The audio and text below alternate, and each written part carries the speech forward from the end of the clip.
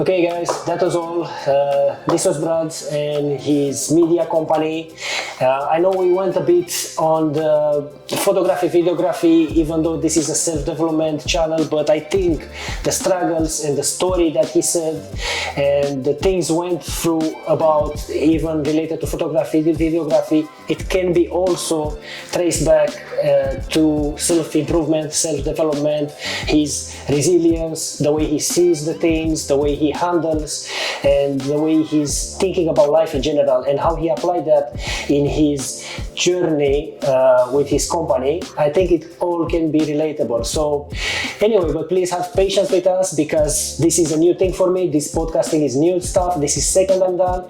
For him, I don't know, it might be first. Is it first for you as well, or did you do it before you've been to other podcasts? Okay, so for him it's not first. You could see he speaks much easier, with ease, comparing with me. But yeah, it was very nice having him, and I thank him because he's one of the first that he came, and he seen probably something and he believed in me even now when no views. That is it, 100%, honestly. So he's seen something when others don't see it, so I thank him for that, and it was really amazing, and the discussion was nice. We have about 3 hours of discussion, but we're gonna trim it down, keep for you guys only the best parts, maybe around 1 hour mark, we're gonna see. But we can do it even longer. You never know. Yeah, we'll see, we're gonna go through it, and we're gonna give you guys the best. Hi guys, it's Daniel from Fiber Development, and today we're gonna do another podcast / interview, so have a bit of patience with us. It's first kind of attempt, for me second, and we have a very special guest here. It's Brad from UO Media production. He owns a production company named UO Media. Hi Brad, and welcome. Thank you very much. It's nice to come on finally. We've been waiting, what, four to 6 weeks now to do this. It's been a long time coming. You're slowly growing your YouTube channel. You're getting a lot of media out there, which, you know, is looking good. It's high quality, and you know, I did genuinely want to be a part of this because I think it's brilliant.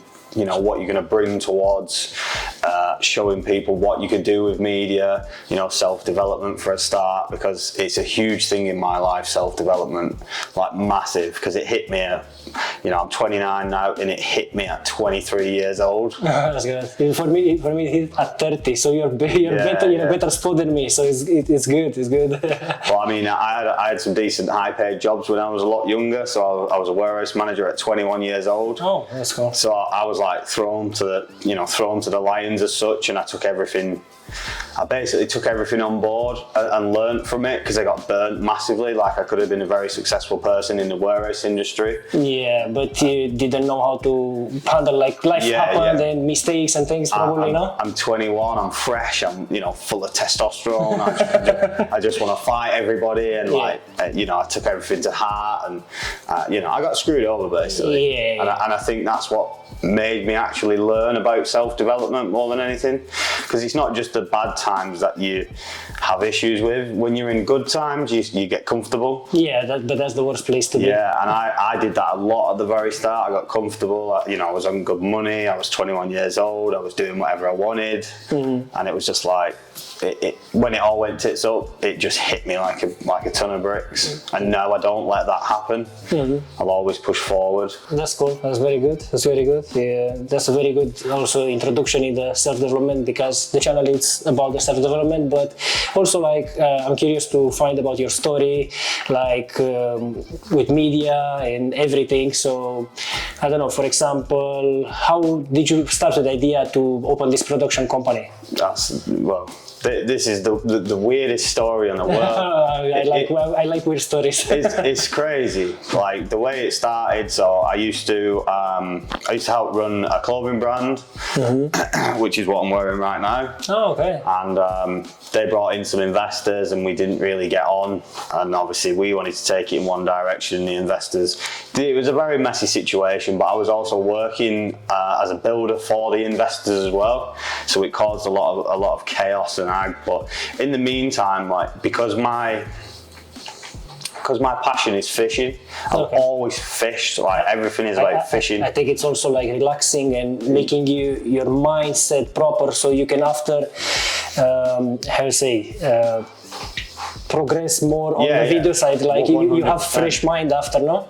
But that's where it all started. So I used to take pictures of fish, I used to take pictures of my friends' fish, then it turned into taking pictures of fishing products, then it went into taking pictures of lakes, and then people started noticing everything, and it sort of just went from there really. But then obviously when I had the issue at Christmas last year with the clothing brand and the builders that I was working for. So this was recent, last year? Yeah. So I started it in February. Yeah. So it's not even, well, it's a year old now basically. And obviously I've got it to where I have by just sheer hard work, nothing, you know, I've learned too much along the way, but we'll get onto that later. The main thing is, at the very start, I was lost, like I didn't know what to do. I went working at Royal Mail, I was doing 4 AM till 2 PM at Royal Mail. Yeah, bad shifts. You know, these times are crazy. Yeah, and it was insane, but I've got the work ethic to do that, so it never really fazed me. And then all of a sudden, I came up with this idea that I was going to start doing more freelance work instead, because I've always done it on the side. Yeah.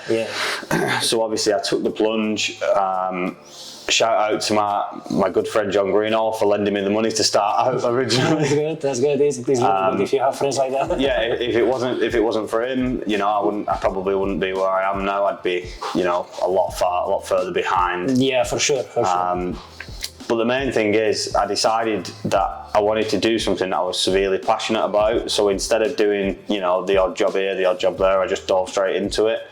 So we came up with the name, came up with the idea, like Unorthodox Media, because I'm a very different person to everybody else. Like, I was thinking about the name that you want to say is very unique in a way. A very unique view and things like that. Which is exactly what we went for. So like everything I do is not the norm. I go fishing. You know, I've recently started climbing the most extreme mountains you can find. You climb and you do content?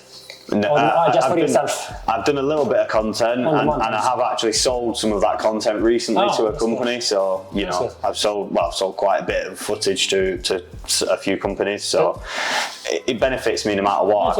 I get the adrenaline rush, and I also make a bit of money, or I get a bit of free stuff or whatever. It's the same probably when you do pictures with for your friends or for the fishing community, or how you call them. It's probably you get a joy because you like that. That's it. So everybody respects what you're actually doing. I mean, the difference in media, which I didn't ever realise. If we go back to the start, I thought everybody wants media. Everybody's going to need me to work for them. You know, all these people are going to come flooding in because they know me, and we didn't get anything at the start. It was horrendous. I was making 500 quid a month. You know, I've got bills to pay. I've got a house to pay. I had a car to pay. I had this. I had that. I had all this camera gear that I needed to buy. And I was just like, oh my god. Yeah, the cost is very expensive. Like the cost of the gear, it's probably very expensive. And I see you have quite a lot of gear. So, like, if like anyone needs you, you have anything. I'll give you some pictures to overlay on this.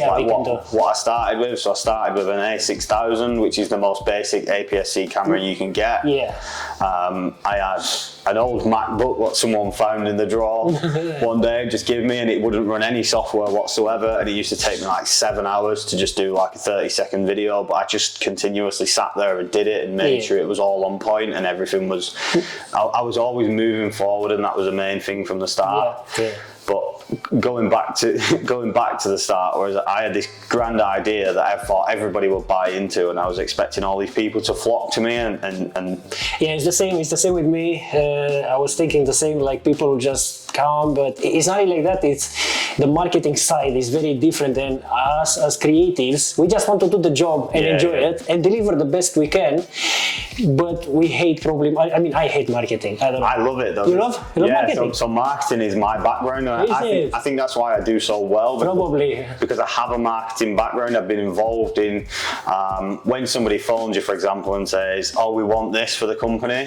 I can generally tell whether they're going to be interested or not, or whether by the conversations you have, whether they've got to go to Gene, who works in the office, who works in accountancy, to get, you know, pull a bit of money out of that budget, or whether they've got to skip Gene and go to like the big boss and say, "Look, we've got this marketing guy, we've got this media guy, we're going to use some of the marketing fund." I can generally, you can understand the bit, you can feel if they really want something, or they just asking. Just because I've been on that side of it, I tend to understand money more when people are talking. Like, I know there's a few people spoke to me recently and they're definitely not interested, but they keep telling me they're interested, and I know they're not. Yeah, exactly. You can know that. So like now at this point, I mean, at the start I would have chased it all, and I'd have been messaging them, you know, look at this, what I've just done, look at that, what I've just done, like I've just finished on this job, because it does sort of get people off the fence at times. It helps sometimes, to remind yourself, make yourself remindable. Like, you know, you do that by posting, but sometimes you can even send a message. 100%, and that's what I used to do at the very start. So I'd have a photo that I'd think, oh, that looks really good, so I'll just send it to them, and then it becomes more of a friendly thing then. Yeah, exactly, because you're just sharing posts, ideas, you share your work, what you do. People tend to buy into it a little bit more, but then you've got the other side of it, whereas you're sending them stuff and they read your messages, they don't reply. Whereas I wouldn't see that as a red flag, I would see that as, oh, they've just, you know, they might just be busy or whatever, whereas now they'll get one message back and then that's it. Yeah, I get it, but that's normal. I mean, in the sense that if they don't reply sometimes, because maybe sometimes they will feel like you try to sell, but not a hard sale. They feel like it's a soft sale, but it still is a good practice to do this, I think, because you remain in the back of their mind, and when they will need it, they'll just remember you. Yeah, of course. I mean, I've had people who've watched me now. I mean, one of the first ever clients that I spoke to, potential clients that I spoke to from the very start, I put a mountain video up the other day. And I mean, it's been 12 months since we last spoke, and then now they've booked in work. So they've sat and watched me, liked everything all along the way, and then 12 months down the line, when they feel they're call you, know? They feel either they're ready or you know they've got the budget or whatever, then they've phoned me instead of phoning somebody else. You just, I mean, it's good to do this thing. So it is all about the marketing background that you do have and utilize. And you know what is good to do and how I say to. So I mean, I say I love marketing, but I also don't. I'm pretty, you know, it's not the greatest of things, but it's not the worst of things, and you can have it as your enemy or you can have it as your friend. I think there are periods and periods, but definitely marketing works. Everyone does it. Some does it better, some less. Me, I'm awful with marketing, but I think it's good. But the main thing for me is marketing for my business. So the best thing I ever did, and it's the weirdest thing you will ever hear, is buy a whiteboard. Oh yeah, this is very good. It's crazy, right? So I was looking for a whiteboard one day. Obviously, at the very start, I'm like, you know, 50 quid's a lot of money to spend on a whiteboard. So I'm trolling Facebook, and I found one, and I'm not joking. It is literally the size of this wall. Wow, that's a very good one. It's an old school one. 15 quid. That's good. Right, wrote everything down on it, broke the business down on it, and just flipped the business on its head. Like I went from like $1,000 a month to like $4,500 a month the next month. Wow. Just because you make order in your mind, and you just lay it down on the table. So I broke down I broke down every penny that was being spent, every penny that was coming in, who was paying the most, where I could get the most money, who had the most longevity, you know, and that's where I found property. Because when I moved over to the property side, that's when I started making a lot of money. Yeah, it makes sense, because property people, they flip houses, they have more money, you know. Also, we meet at the property developers network in Manchester. I mean, to be fair though, the people that we are surrounded by don't actually have as much money as you'd think. Liquid cash. They have the downfall. They have the backfall of a £6 million property. But they don't have the cash, the liquid cash. Oh, okay. That's another real. So I realised that I needed to be in there, and then now I've got in there. I'm realising that they're still not that much. No, it's just it depends. Just the longevity is there, so you'll always be able to withdraw money from it by working media within property, but the property side of it doesn't always hold up, because you know somebody might have £50,000 in the bank on a Monday and they get offered a property on Tuesday for £48,000 and they give everything away and it all goes in. But then and also I think property sells so good, like there are a lot of investors, and maybe they can sell it even without pictures. Yeah, exactly. You know what I'm saying? But then when you've got people like us, this is where the key marketing comes in. So if we do case studies, for example, which I spoke to some people about at the property network with Shane and that, I spoke to a couple of them. So one guy that we did, he reckons he's on over £1 million in investment, and he spent £6,000 with us. Oh, that's good. So 6 grand to over £1 million there's a big difference. But finding that person who believes in it is a lot harder than what I originally thought it would be. Yeah, exactly. The thing is, how you said, you thinking that the people will just come, but you see, we need to search for them. Yeah. So you need to search for these people, no? Yeah. So it's another work beside the creative work and all the behind the scenes work and editing. You also need now to search for them, to find them. Become a salesman. That was basically that was the first thing that I wrote on the whiteboard in big capital letters in red pen was become a salesman. Yeah. You need that. And I know I sound, I don't sound like the guy that you would think is going to walk through the door. I don't look like the guy that you think is going to walk through the door because my appearance is a bit messed up from, not looking after myself as a kid. No, you don't need to think like that. No, but this is how it is. I've come to the realization, and it makes no difference to me. Yeah. 2 years time, I'll have turkey teeth. I'll probably have a hair transplant. I'll have a hair transplant. I'll have all these things. Yeah, for sure.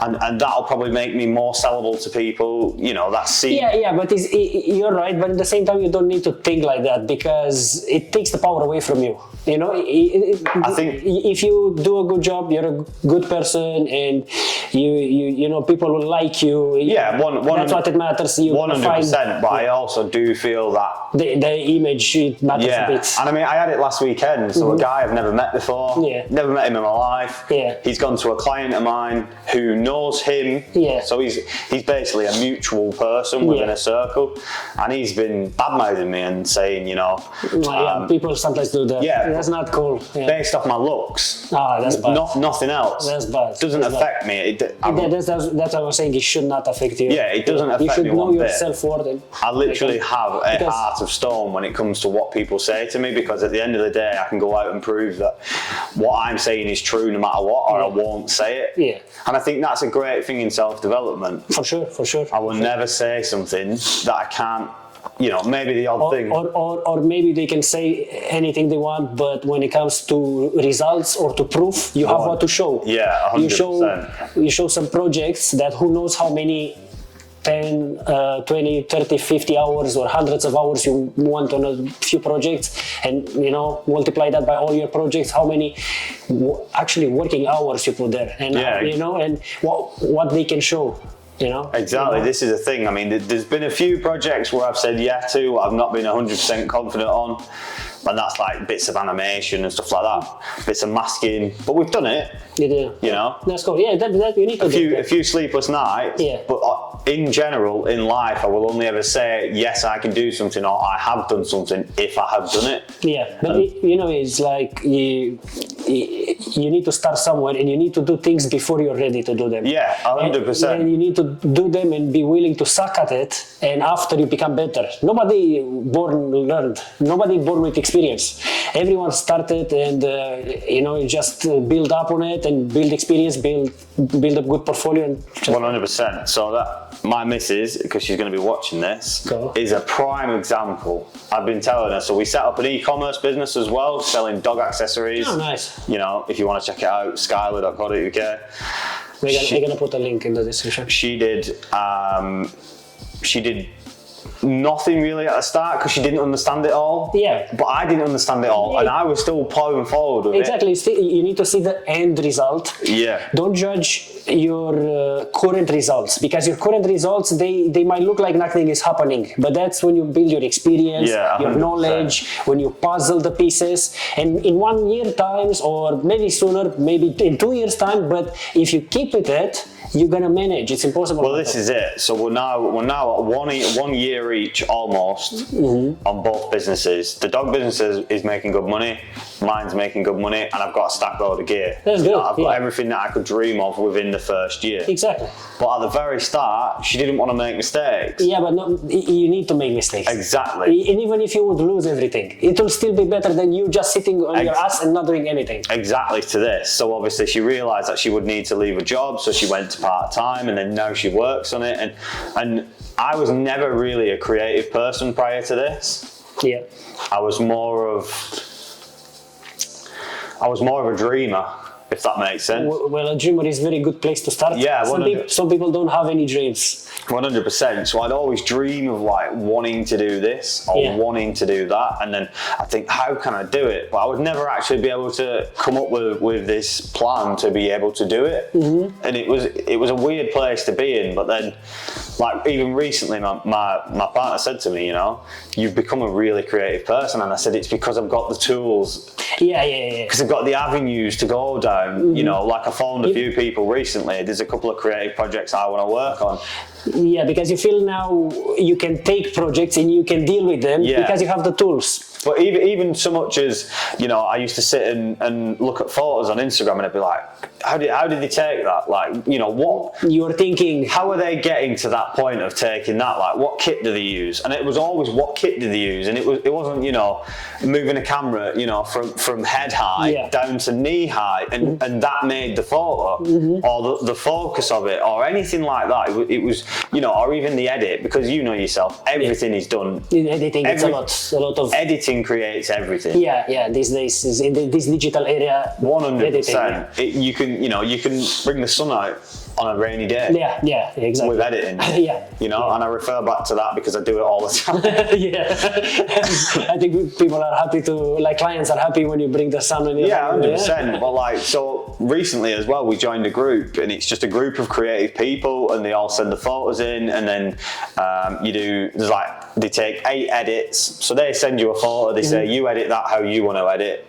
And then you send it back in, and then they post it on their Instagram and that. And I just took that. So it's like an opportunity to showcase what your skills. And then obviously it gets shared. And a bit of promotion. Well, it was more the practice for me, because I've never really delved that much into photos. I've always been like primarily video. Because I like sitting there and feeling the emotion of a video over sitting and looking back at a photo. But I think that comes from being young and in the fishing world, and everything is about video. So if you might have a picture of a fish, for example, but then if you have a video of somebody throwing water on you as you're putting it back, or you've got a slow-mo of it swimming off, it's just more emotion involved in that. And I think that's what always like pulled me towards video in a sense. I think all people are pulling towards video, even if they are not at the moment. Maybe some photographers that they do a lot of money, they're busy and there is no reason, but everyone they are pulled towards video at one point. Video is better, it showcases your personality, or when you do projects you can show more, you can show the feeling, how you said. I think even me, like I started as a photographer and now I feel like I want to go more on the video side. But I agree with that, because I feel like you start with photo and then you go to video. Because that's the base photo, and after it's easier a bit the transition to the video. Because like everybody says, you know, you can point and shoot with a photo, but if you miss a shot with a video, it ruins it. And it is hard on the transition. I mean, I do a lot of long form content, so I'm filming, you know, 3 days. Wow. 3 days straight. Wow, that's a lot. And after you edit a lot. And then it's like an hour long edit. Or it's a 40-minute long edit. But you've got so much crammed into it that, you know, you have to be aware of what you're filming at all times. And it is hard.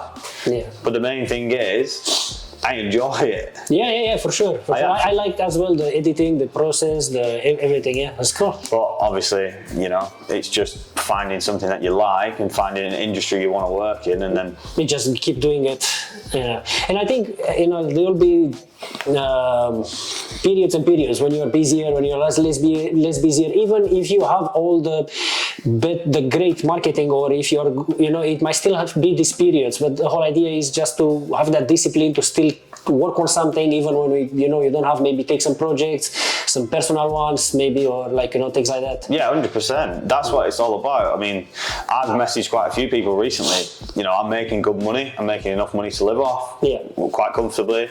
You know, to buy gear whenever I want to. But I still go and do free projects because it's my creative side that I can pull and you can do it as you want more. You're not restricted by the rules or something. Yeah, 100%. But you're also not restricted by anything that can divert from your creative thinking. I mean, a lot of the people that we work with now, they all give me creative control anyway. So they say, you know, I'll say, what do you want to do with this? Right, can we do this? Yeah, no problem. Okay, go and do it. Yeah. And that's it. They pretty much get the footage. Yeah. And I send the invoice, and that's it. That's no, I know what you're saying. I know. And that's where I wanted to be at. Over being governed by what somebody else thinks, because you got a marketing guy who knows better. Yeah, like I think the best position would be like someone to trust you so much that say, I know you're gonna do something good with it, do what you think. Yeah, exactly. You know, maybe give you a bit of like, okay, I wanted to have this feeling or something, but the rest to be like, you do you. Yeah, I trust you. And that's the main thing that the relationships that we've built with the current clients that's the mainstay of our relationship, because that's how they think and that's how I think. Yeah, that's good. I mean, obviously we have got others what are a bit more, you know, we want this and we want that, and I don't really like this, and can you take this out, and can you not put that in? But then they let you film it all. Yeah. You know, the world of media is crazy. Yeah, for sure. If there are any amateur photographers, videographers that they are just starting out or something like that, how would you, let's say they have nothing, they just want to get into the industry, they want to become, what do you think will be the easiest route? The easiest way to start would be to just use your phone and get some good composition, learn angles, you know, learn the correct manner, learn portrait and landscape, because still a lot of people that I meet don't understand portrait and landscape. Yeah. And then if you was to move on to a camera, I would highly recommend Sony's. I'm surrounded by Sony's. I always have been. I use Canon I used to have a Canon PowerShot, and I used to just point and shoot at everything. But I mean, I started off by just taking pictures of my mum's cat. When I used to live with my mum, I used to take pictures of the dog. Yes, just pictures of everything in general. You just need to use it. Yeah, 100%. The more you get it in your hand, the easier it is. I mean, the more you go up to the bigger stuff, like the A7 IV, the FX3s, the A7S3, you know, the A7R4, all the bigger stuff. It's not like they're any more special than the smaller cameras. They just have an ease of use. And I say this all the time. Yeah, it's easier a bit to use. I bought a screen so I could see it easier. Yeah. I bought a focus wheel because it just makes life easier. Yeah. You know, it's not like you couldn't do it without. Yeah, 100%. It makes life easier. So when you're on the shoots and you're doing all this crazy stuff, it's much easier to just get in tune with what your camera's doing. Yeah. Like the A7 IV, for example, has a switch on it. You switch from photo to video, but you've got saved settings, so your settings never change. You just switch from photo to video, and you physically can't have problems with it. Yeah. On the older cameras, they don't do that. You have to switch to photo and video, but every time you do it, it goes back to an alternate setting. Yeah. So having a big fancy camera doesn't do anything for you. You can buy the smallest camera in the world and be the best photographer ever. Yeah, true. So, for example, they buy their first camera. And what do you think they should do next? Like, you know, like for example, I remember one of my first questions when I started was like, how do I find my style? And here we typed up with what you just say. Just take pictures of everything. Yeah. And after come back with them, edit them, and that's how you find your style. But some people, they are trying to get all the information up front without no action. So they have the camera, they took it just once or twice to shoot, and they're already thinking, how can I develop my style? How can I become a photographer and get paid? But the thing is, I think is how you said, is just first do pictures of everything that you can. Everything. As many as you can. Come back with many different setups, locations, no? But the thing is, like these lights, for example, you know, these cameras, you don't need them all. You just need a camera with an on-camera flash, and you can start practicing. You can do pretty much as the pros can do. Exactly. Yeah. You know, but the thing is, the main problem of today is there's that much information available on YouTube that people go down rabbit holes. Yeah. So someone might search about, you know, because they've seen an APS-C lens, why APS-C over full frame? Yeah. But they don't need to know that. But then they go down a rabbit hole and then they say, oh, well, I need a full frame. Yeah. Because I'm shooting at the highest megapixels, so I need a full frame camera. But you actually don't. You just need a camera. Yeah, when you get started. But I think you don't need at one point a full frame. At one point when you go more pro, I think, because of the light sensitivity. Yeah. So when you have darker situation, but if you have, like, let's say, perfect sunlight or perfect lights, you can do with the crop anything. You can do with the same quality almost. Yeah. It's just that I think that low light capabilities of a full frame, it helps. But I think this is when an amateur goes a bit, more. That's what I'm saying. I'd forget about all that. I wouldn't really look on YouTube at the very start. I'd sort of, get a free software, have a look at what you can do with it. Yeah. There's plenty of ones you can do. Seed or something like that, or whatever it's called. You've got Lightroom, you've got free Lightroom, you've got a paid Lightroom, you've got a Photoshop, you've got millions of apps out there you can use.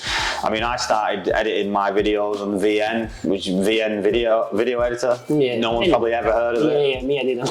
I did my first 25-minute video on it. Yeah. Which people are happy with. All that was free. Yeah. So they can find resources even free. And especially in the beginning, they should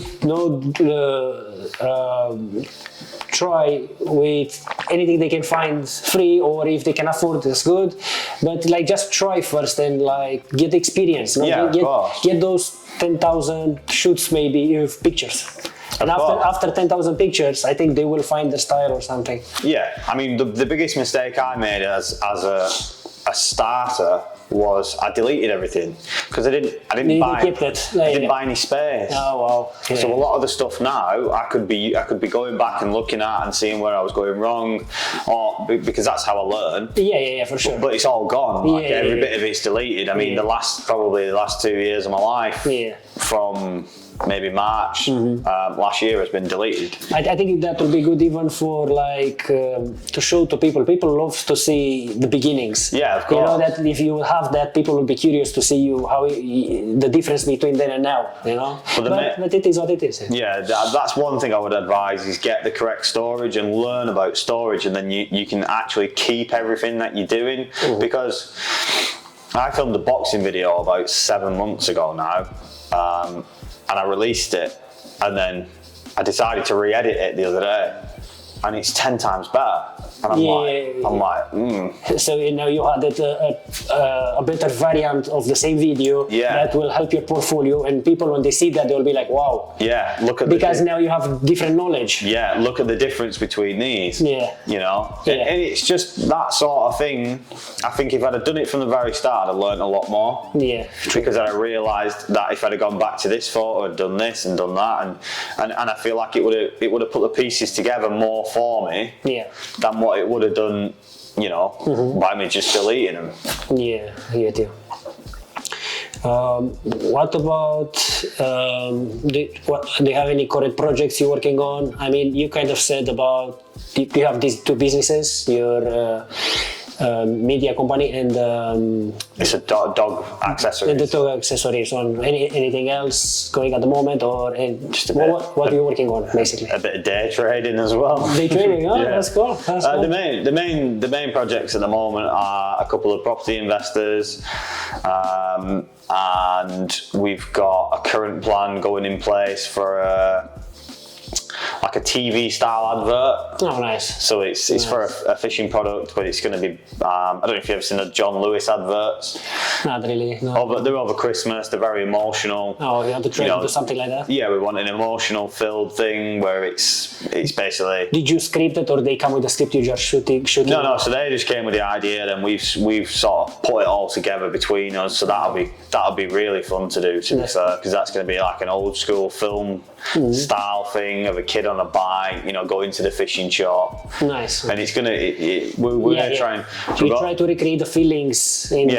Provoke a bit of emotion with it, and hopefully we can get the point across with it that, I can't release, you know, what it is. But hopefully we get the point across with it. I've got a lot of European filming this year, which is going to be quite fun. But European filming, you mean going abroad? Yeah, so I'm in the Netherlands in 2 weeks. I've got to do some 3 days worth of filming there, and then we've got the Alpines in France.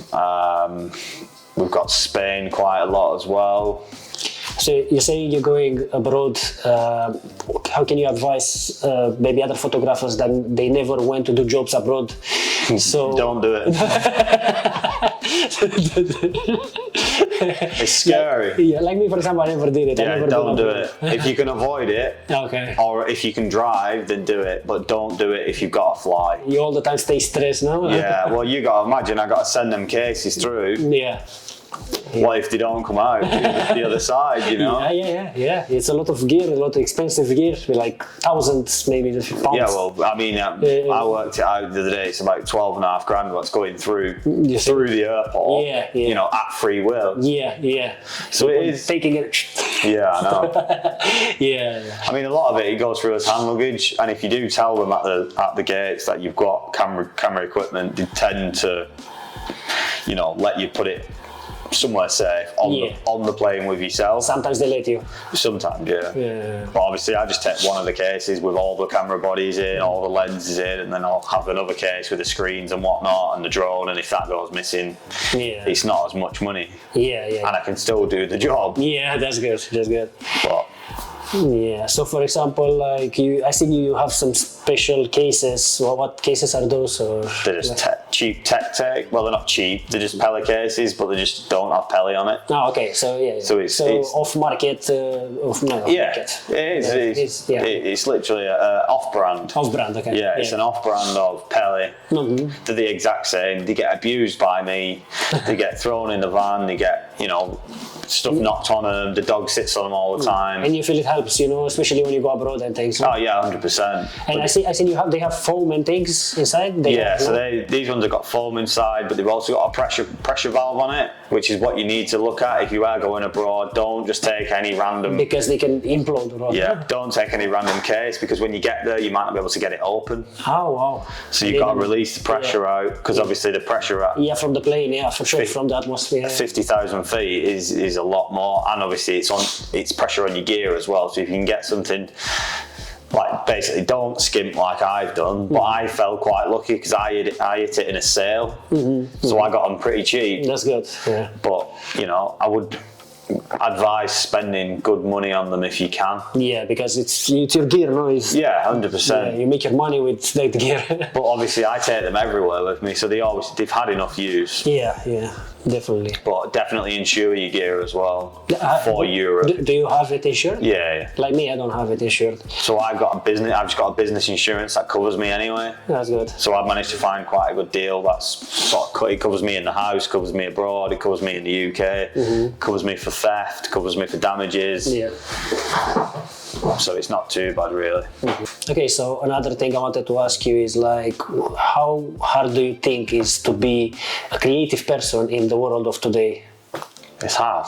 It's tough. Why are you saying that? Just because I see things different, and I'm sure you see things different to what everybody else does. Yeah. Like I see things in a way that I could do something with it, and then when somebody doesn't let me do it, you know, they don't let me do something with that situation. Like my missus, for example, she's always going crazy at me because I'm always wanting to do this, or I'm just going to go and do this, and she thinks I'm just messing about. But I'm going taking photos, or I'm going doing video, or I'm going doing something. You're working towards something all the time. Yeah, 100%. Or like at the very start, I was saying, I'm going doing this for free for such a body, and she was like, "Why are you doing it for free?" And I was like, because I want to do it. Exactly, like, and you also need to sometimes, how you say, to feed your creative or just your own thing. Yeah. That's it. And then also, let's say sometimes, okay, you have work, but maybe you have 1 week that you don't have what to do. You're just gonna stay like that instead of sharpening your skills even more. Yeah, 100%, and that's the main thing about it. And plus, you're making relationships, like with the people that you take this free project, maybe they can't afford it and you do it for free, but they will appreciate that. Yeah, 100%. And also you send a good karma in the universe, and things will come back. Yeah, so my number one rule is if I ever do anything for free for somebody, I tend not to work with them. So even if they want to work with us after, I tend to, you know, either put someone else in place or I just don't bother doing it, because in my opinion, if I've gone to them and offered them a project for free, they will expect the same or very little money maybe. Yeah, and I also don't accept freebies off companies if I'm going to work with them. So if somebody says, oh, I'll give you this, you know, and I know there's an invoice going to be due, I refuse it. I'll just say I don't need it, or I'll buy it if I really want it. You know, I'll buy it off them. But at the end of the day, they are my number two. They are my two rules that I always stick by, and they are the main rules, because I would never take someone on, and I would never want to work with someone if they'd approach me for free. Because then. There's a weird aura about the situation. It's the same me, I don't do that. Like, so if they approach me to do for free, I know, but I offer to who I want for free. But I will never, because it's like they're underestimating you, they are like feeling like you have no value to offer and they try to get you for free. But when you give it for free, it's because you choose to, and you 100%. Choose to who to give it for free or something. That's how I feel it. I don't know. Yeah, the difference between, so one of my good friends has recently started up and he's doing really well, and I'll give him a shout out. He's just made his company called Pizza Night Productions. It's pretty catchy, same as me, very different, very good logo, you know, sick with a camera, like so good at just getting in the moment and doing things. And obviously, you know, he's doing well, but he's on the same path as me, so he knows if he's doing something to help someone out, then it doesn't, you know, this doesn't go into more work, because we're doing it for free, but we're doing it for the benefits of ourselves. So if I want to move into an industry, I'll tend to do like 5 jobs for free. For sure. So you have what to show. To showcase your portfolio. I mean, I've never actually got to 5 jobs before I've been hired within that industry, but like as a rule, like for example, but I think it's normal. All photographers or videographers needs to do free jobs. I know it's a very controversial subject. I see even on YouTube sometimes. Some photographers will tell you, don't do it for free, and some others will say do it because otherwise you're not going to get experience, you're not going to get the knowledge, and you cannot. How you said, maybe you're gonna do a project and maybe this is at the seaside and you want to get that scene from there, and if you're not gonna do it, you're never gonna have that to put on your portfolio. 100%. Still on. But this is where it falls into who you are as a person. So have you developed yourself enough to get to a point that you can recognize in your brain that this person isn't going to give you any more work just because you've done something for them? Like this person will probably never speak to you again in your entire life once you have finished this job and delivered what you are delivering. And I think that's the main thing that I realized pretty early, is just be cutthroat. They want the work, they don't. It's as simple as that. You're in the middle, you go one way or the other, and that's it. If you want to approach them for free, you say your goodbyes, you send them the work, they're happy with it, they tell all the friends about it, and that's it. You know, there's no... It depends probably, but it might be most of cases to happen how you say it. 100%, but that's just how I work it. So if I approach somebody and say, I would like to do some free work for you, but this is what I want to do, and we're not diverting. Or you can like at least ask them for promoting and sharing on Instagram and things. So for me, you know, it happened. I offer the same to do some free work.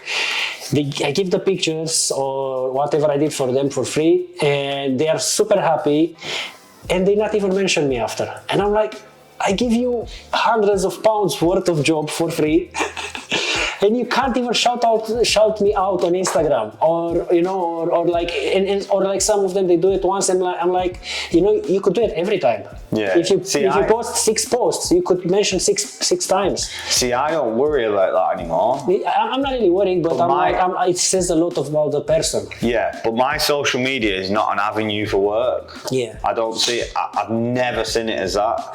Like, and I said to you when we first met, I hardly post on social media. You said you're not a very social media person. Recently started doing it because I just feel like my time is is worth more because I can take a social media account and grow it for somebody, get paid for that, over dumping everything on my own social media. Yeah, when staying, then putting the time, and you could do something else with your time. 100%. It's like LinkedIn, for example. We've now got someone that's doing my LinkedIn. Yeah. Like it's £100 a month. Yeah. For a turnaround of 400 people that could potentially be brought to my LinkedIn. Yeah. That £100 is worth more than. Exactly, for sure it's worth. And more than it me. Saves you, this £100 saves you hours that you could do more money. Yeah, 100%. You can do more money with, And it just makes more sense for me to go down that route than it does for me to sit for an hour every day and ponder through LinkedIn. Yeah. So basically outsourcing. So what about now, because you went on this side, are you outsourcing your editing or ever did, or are you planning to?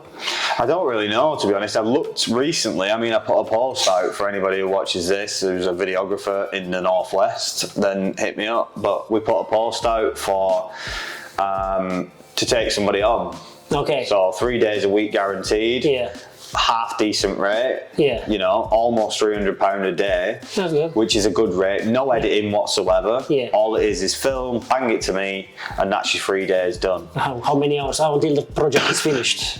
Sorry? Was the time, for example, 8 hours, 12 hours, or until the project is finished? Roughly 8 hours a day. That's good. It's decent. You know, 3 days, 8 hours a day. Yeah, and they don't need to deal with marketing, social media, finding the clients. You're gonna do all that. Yep, that's it. Good. That's good. I've had a lot of phone interviews recently about it, but you know, everybody's busy, and what I don't want to do is rely on a freelancer who's getting the self work, and then we book them in, and then they go, oh, sorry, I can't do that week, and then I'm like, but I need you.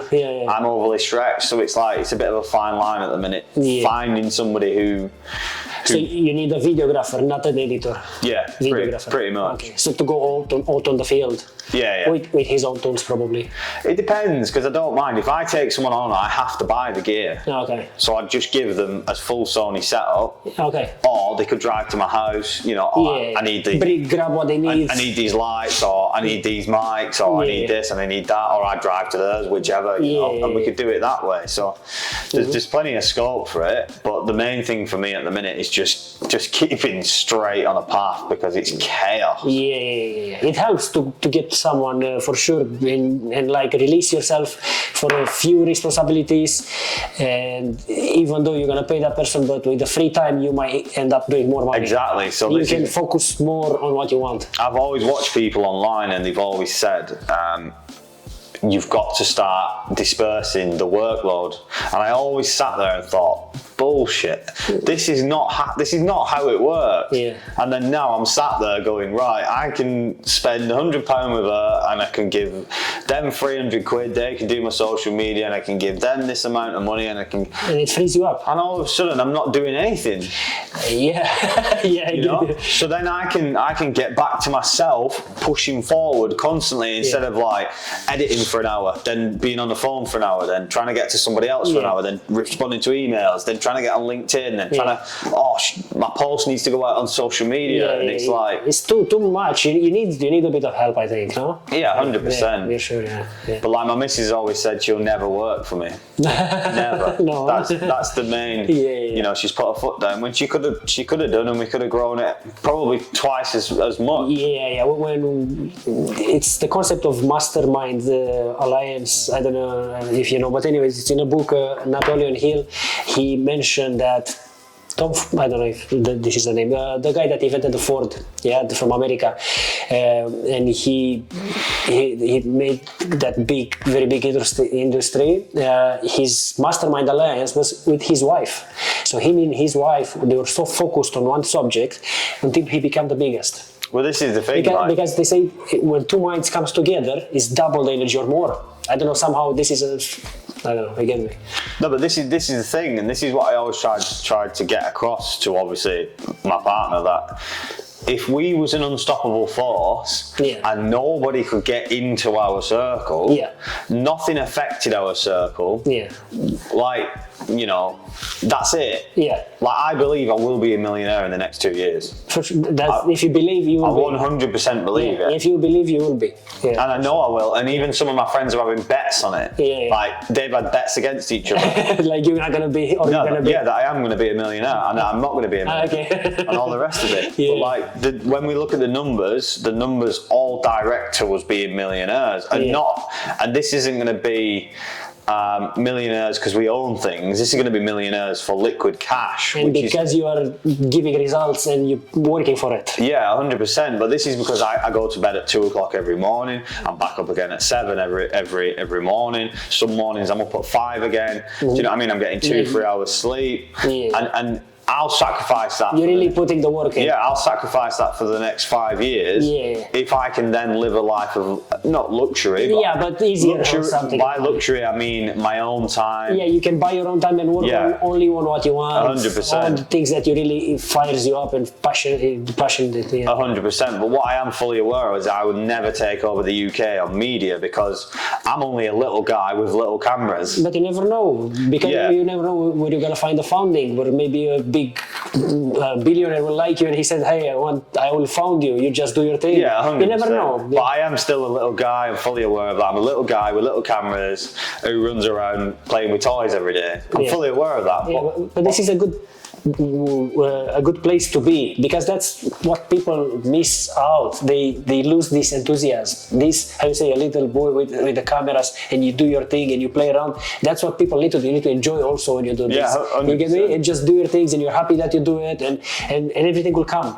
The amount of times I'm always, you know, oh, look at this, oh, look at that. And that, when you do that every day, it's infectious because it makes you want to carry on. Like when somebody sits down and goes, oh my God, that is sick. Yeah. Like, it gives you power. It gives you I did that. Yeah, exactly. Yeah. And for some reason, I've never been one for patting myself on the back ever until recently, where I actually sat down and I thought, do you know what, I am actually doing well. Yeah. Like but that's me putting myself in a headspace. Whereas if I thought I was doing well at that, 6 months ago, I would have slowed right down. Yeah. And now I'm patting myself on the back, but making sure I'm always pushing forward. Exactly. Don't stop. Even if you're doing well, you still need to have that discipline to still try to do progress continuously. 100%. Like to be fair, my missus shouts at me a lot because even when I'm ill, I get up, I just go and sit on the computer. But I'm sat at the computer and I'm still doing something. Yeah, exactly. You just don't just leave the day go by. Yeah, so I get up and I just sit there and then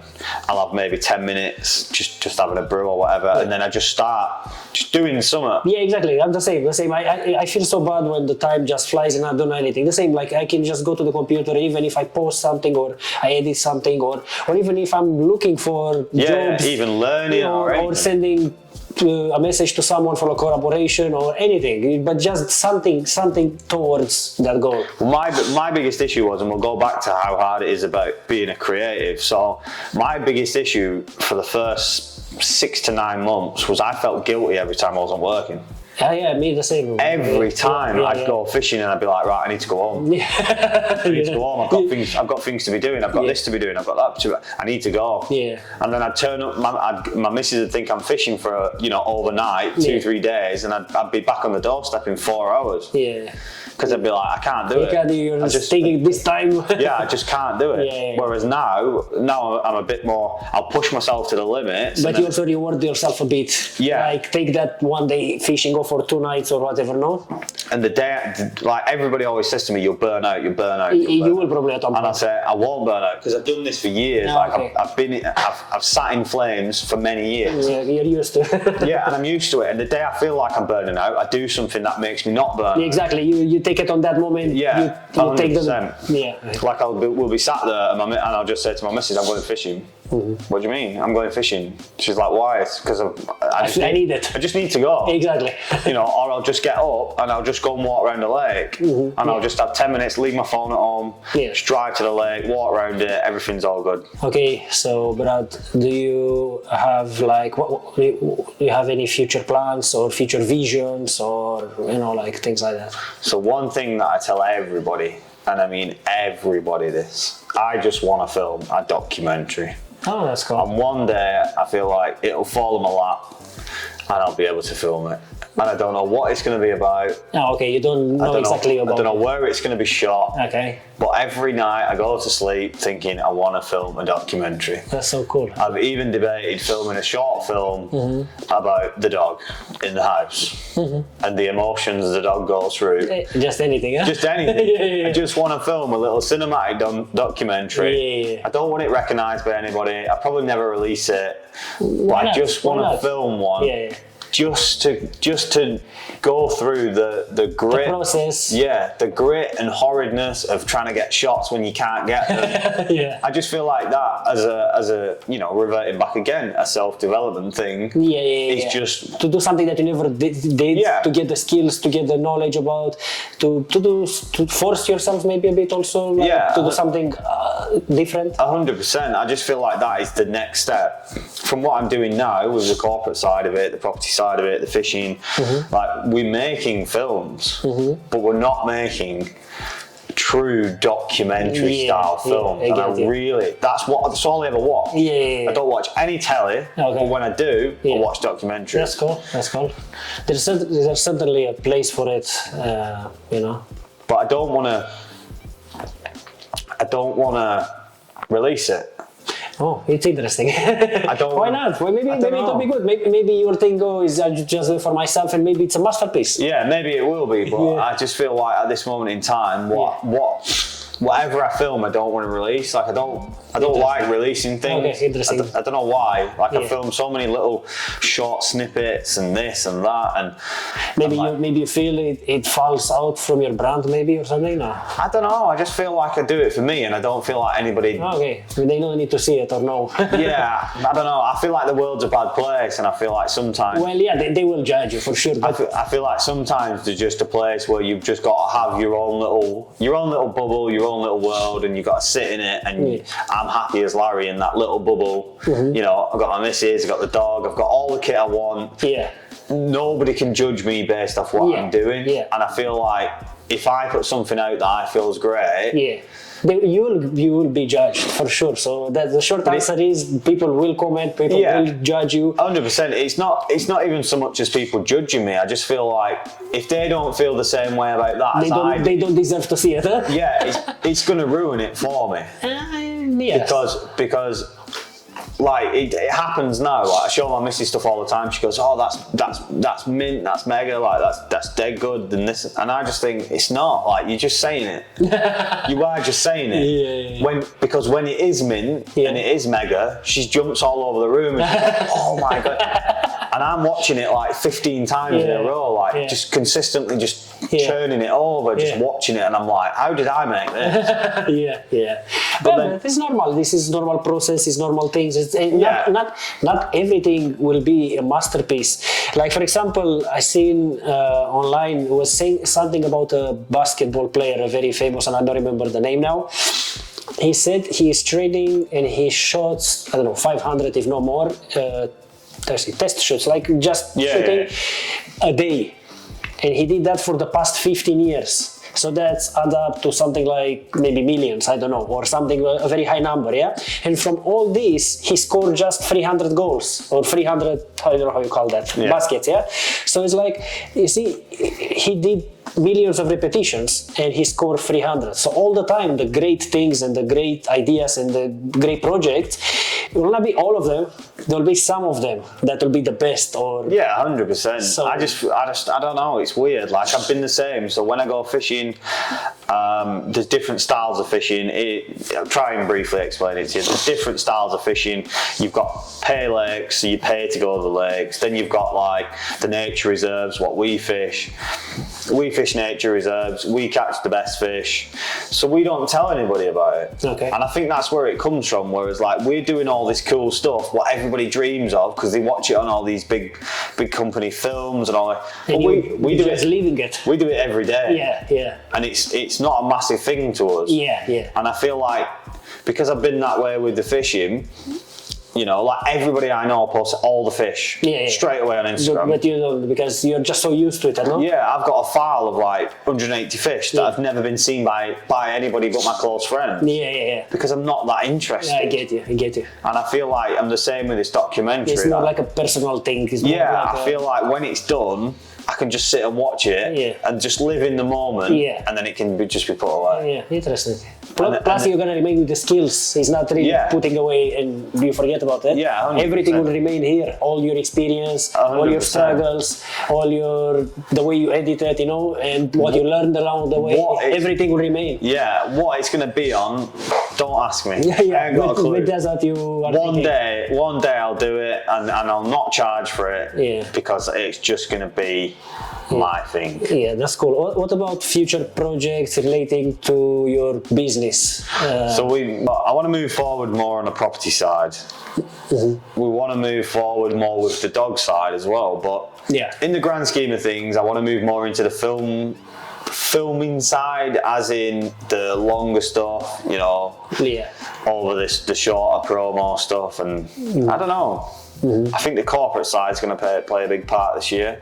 I get you. I don't know why. I just everything is leading into that. Yeah, like I mean, there's where the money is. So yeah, of course. You need to be a bit like to position yourself where the rain is, and you're gonna get wet a bit, no? Like yeah, exactly. But I don't know. It's hard to explain because I can't get it out of my head. Yeah, okay. Like I can't tell people why this is what I'm going to do now. Okay, it's fine, yeah. But as soon as I go home and I look at the whiteboard, I'm like, I need to do that next. And then I'll write it down. It's weird. Like at the minute, we were just slowly dispersing like job roles to other things so I can have this time, and then... So you can think a bit. Yeah, and then eventually I'll sit down and I'll go, right, we need to do this. Yeah. And it'll just explode again. Yeah, for sure. But that's what you need. You need to free yourself a bit. Yeah, and 100%. Don't free yourself for the things that you like. Free yourself from the things that you don't like. How you say, the social media, you don't, you know, someone else can do it. Whatever you need, you know, or maybe, you know, some easier projects, you get a second videographer that you said, and you can train him and tell him to bring you the footage that you need, and you just do the creative stuff, the editing. Yeah, 100%. You know, and after that, with the time that you get, you can for sure, you know, plan better, or the idea will come to you because you have time to think. Yeah, 100%. But I mean, at the minute, I am just literally locked in on this documentary. Okay, that's cool. It's weird. Yeah. I can't explain it. But that's good. But you see, I think this relates a bit to your dream or personality, or how you said that you're really a dreamer and you're trying to think. But that's good. Like, I don't know if you know about Bob Proctor. No. Yeah, it's a very interesting guy. He unfortunately died recently, but he's all about the law of attraction and how your subconscious mind works. And if you're a dreamer and you can feel it already and you can see it already, it will happen. So how you said you always been a dreamer, and maybe that's why this is happening for you now. Your company is happening now because you said you always been a dreamer.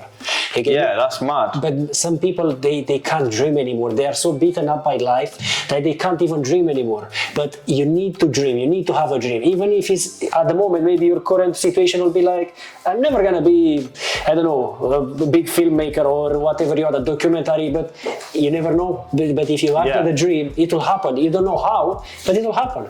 This is the thing, like, I can't, people say to me all the time, like, what you on about a documentary? And I'm like, just want to film a documentary. Exactly. Yeah, I don't know what it's going to be about. Yeah. I don't know where it's going to go. Mm-hmm. You know, I'll probably never release it. But I've got so much footage that's never been released. Yeah. And it's some of the sickest footage ever. But there's you know, like the mountain thing, for example. Went climbing a mountain, took the drone, took a few GoPros, filmed it all in logs, edited it all properly. Next minute, it's people knocking on the door. Can we buy that footage? Mm-hmm. Can we use that footage? Yeah, you can use the footage, but it's going to cost you. Okay, no problem. Paid the bill. You see? So one day there'll come a point where somebody will want to either buy the footage or they'll want to trade it off for something. Yeah. You never know. You never know how things will work out. But they will, as long as you, and how you say, you believe all the time, and you say you believe you're going to achieve great great things or make a certain amount of money. If you just believe, it will happen. Yeah, 100%. I mean, I just want to be free from life, and that's it. I want to do what I do, enjoying cameras. I want to play with toys every day. Yeah, exactly. Because that's all it is. Exactly. You also have a good time. Exactly. All my friends are all builders. They're all big buff guys. You know, they're used to like doing this and doing that, and I'm just a guy that plays with a camera. You know, you remind me about a quote. They say,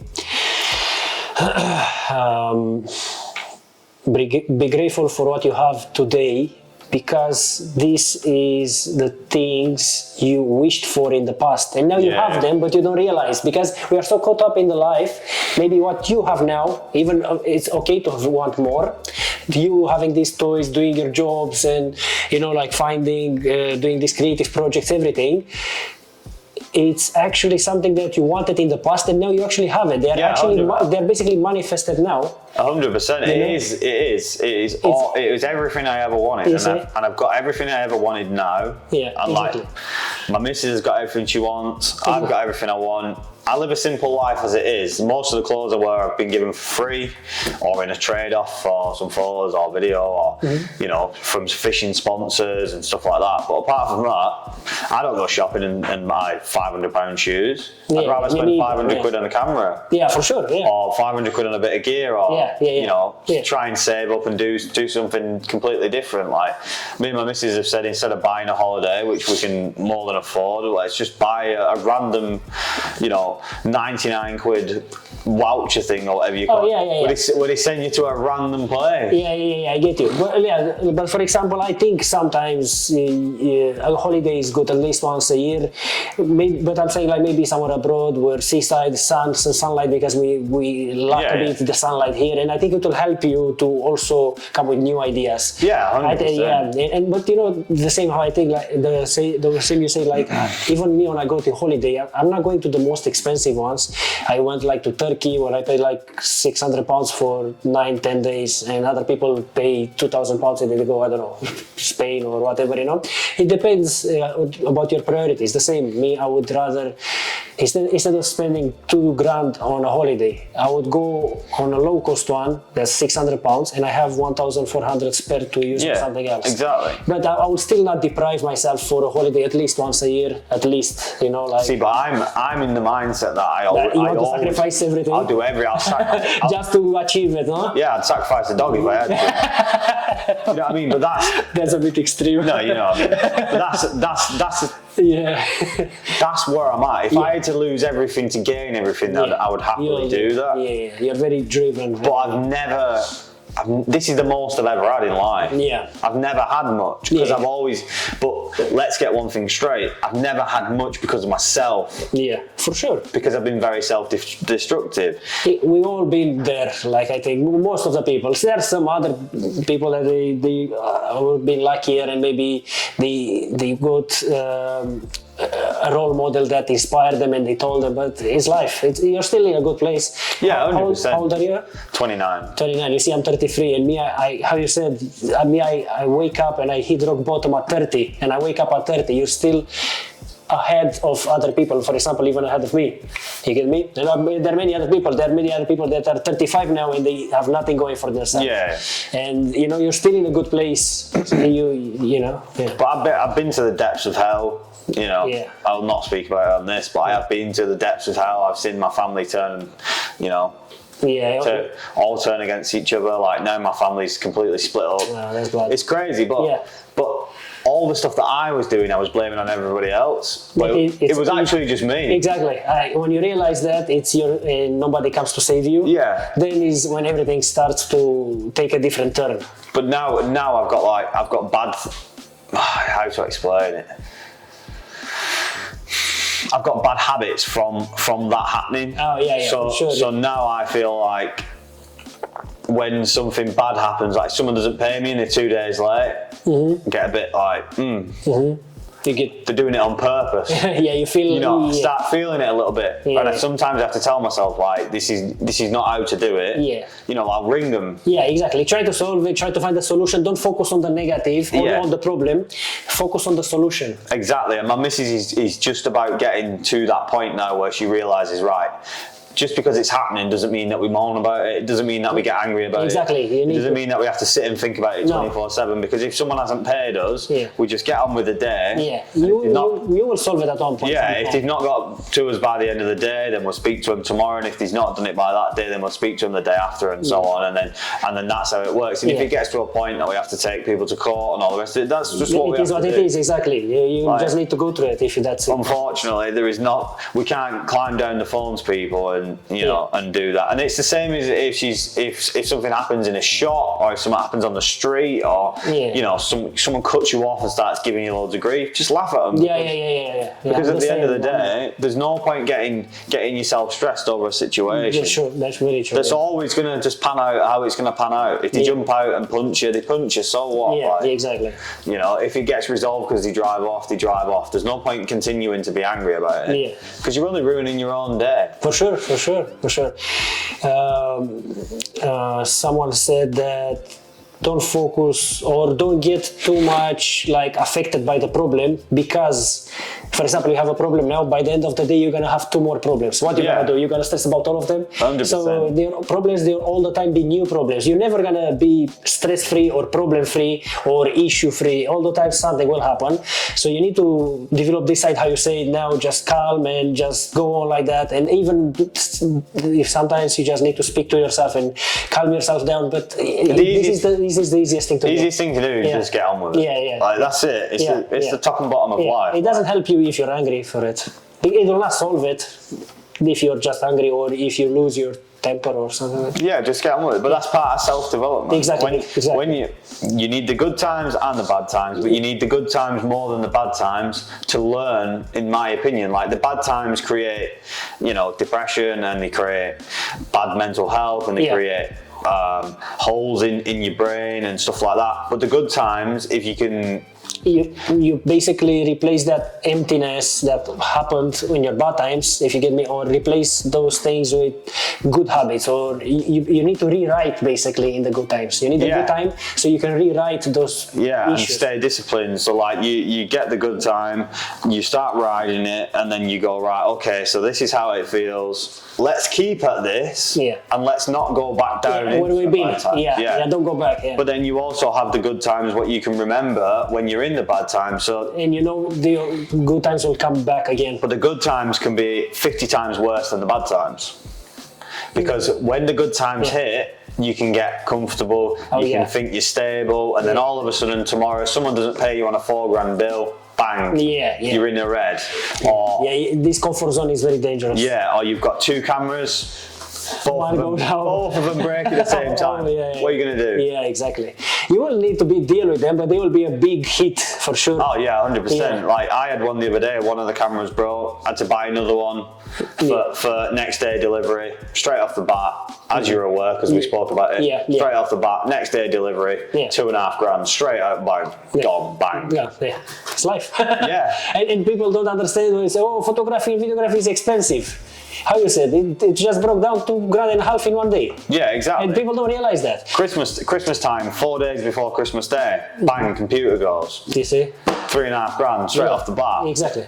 It's just like, this is never ending. Exactly. But I had all these good times before it, and I got really comfortable, and I'm like, oh yeah, you can spend this. Let's spend this on this over Christmas. Let's spend this, or let's go on holiday instead. But if I'd have saved that money, I wouldn't have been in.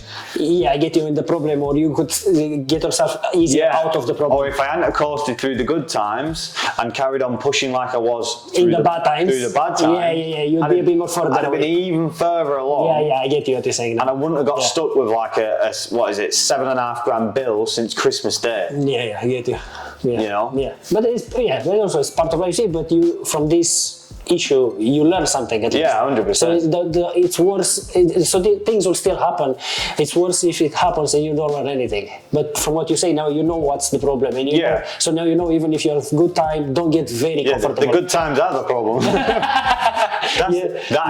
That's the main thing, is realizing that good times are there to be had, and you can enjoy them and that.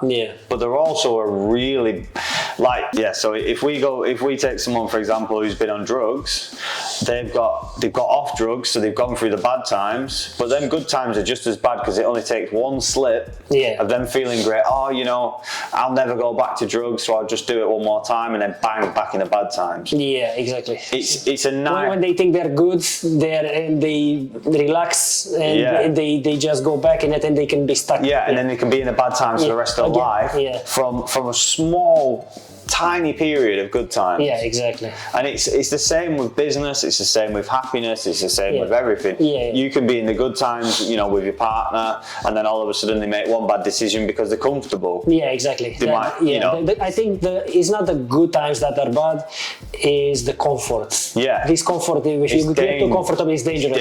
I would say this is dangerous in your business, in your relationship, like you're seeing your partner for 2-3 years, or I don't know, like an example, and you know, maybe before you're going every week for a date, you know, like going for a movie or something, and now for the past 6 months you've never been anywhere, and at some point you know what's happening, you know. This is the same with work, because everything is steady, you stop pushing on marketing, you stop posting online, you stop reaching out to people, you stop doing collaborations, and at some point they just drop and you don't know why they dropped. And then bang, you lose a client, and you're in the red all of a sudden because you got £2,000 outgoing every month, and you're only making 2,300 quid. Yeah, exactly. It's just one of them things. You've got to always be. I like people see it as negativity, but it's more realism. If you're real about things that are happening, if you know, for example, you're earning £5,000 a month, but your outgoings are 3,800, you're cutting that fine. You should be pushing to get on to £8,000 every month. It's all the time. You need to try to do it a bit to be better than 100%. Push towards but the good times at £5,000 a month would cruise you into just complete destruction in the end. And not do anything, and you're relying on that, and don't. So if you're real about things in life, then you tend to get a bit further. Like, I'm very real about everything. I'm real about my looks, I'm real about how I come across. But don't be negative, just real. It's not a difference. It's not a negative, it's not a negative thought in my mind. I know I look like a scumbag. That's what everybody, trust me, everybody tells me, all my friends tell me. They're not real friends. They are, but they're real. That's the thing. They say you look like that guy. But I'm fully aware. I get it. I'm fully aware that I look like that guy. So You're like, I'm gonna prove it to you, huh? I'm gonna show you. No, I create a path in life that, I might look like that guy, but here's a different thing to see from me, if that makes sense. So I'll be very polite, I'll be very forthcoming, I'll be overly nice to people. You have I don't know, find the word.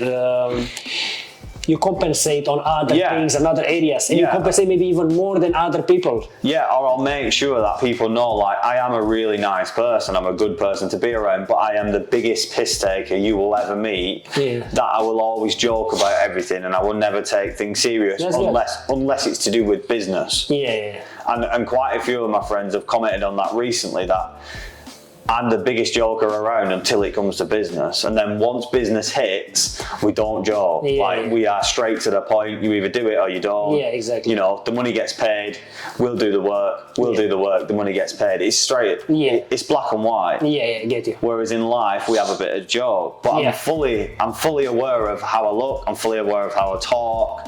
You talk good. But listen, comparison is not good, and I get what you're saying, and it's good, but the comparison is not good. It kills everything, and if you ever do comparisons, you need sometimes to do comparison with people that are below you, so you are grateful for how you are now. For example, they can be people like, I don't know, they don't have arms and legs, they can't go even to take a photo. You can walk, you can go to the other people, they can't speak, and you can speak, doesn't matter how you speak. You know what I'm saying? So, but how I see it is, I don't care about any of that. You don't care. You don't take it personally or something. I don't take anything personal what anybody says to me. They can say whatever they want. It makes no odds to my life. And this is what I'm trying to coach my missus into. And it sounds don't take it personally. It sounds bad saying coach her into it, but she's in a position now where she's taking personal too. But she's also very vulnerable to things that could happen. So she's got a business. She could have someone phone her up and say, this dog collar's just done this, or this harness is broke. She needs to understand this is normal. Yeah, this is just the way of the world. Yeah, and toughen a bit up. Don't worry, Yeah, if I sat and patted her on the back every day, she wouldn't get anywhere in life, because the first time something happens, game over. Yeah. But she needs to understand that problems will come, and it's normal. Yeah, 100%. And that's normal. That's why she needs to understand. It's normal. Like I said before, I realised that at a very early stage in the business that not everybody's going to want to buy off you. For sure. Not everybody's going to come flocking to you. For sure. People are going to tell you things, and it's going to be all a pack of lies. Because everybody pretends to have money, and this is the main thing. Okay. Yeah. So at the very start, I realised everybody pretends they have money. Yeah. Interesting. Everybody. Oh boy. Yeah. Everybody pretends to be your friend to get something. Yeah, for sure. Yeah. Everybody tells you they want this for the business and they want that for the business, but there's always an ulterior motive to it. Yeah. So the ulterior motive to it, maybe they have to go and speak to the business partner, but the business partner disagrees with it, so that's why it doesn't go ahead. Yeah. It's not a bad thing. Because they don't have to work with you. Yeah, exactly. But you've got to realise that from the start. And you need to read them to understand which ones are like this. But you're also going to waste a lot of your time at the start. Yeah, until you learn. Yeah, by doing stuff like that. And if you're not picking it up straight away, then it's going to cause issues further down the line. Okay, so what would you say for some other photographers, videographers?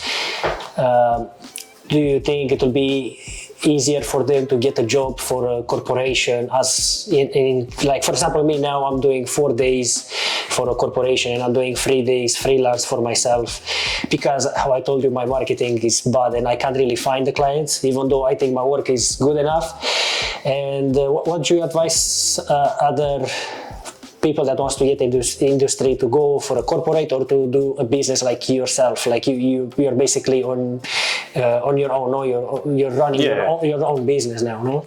Yeah, so there's two sides to it. So obviously,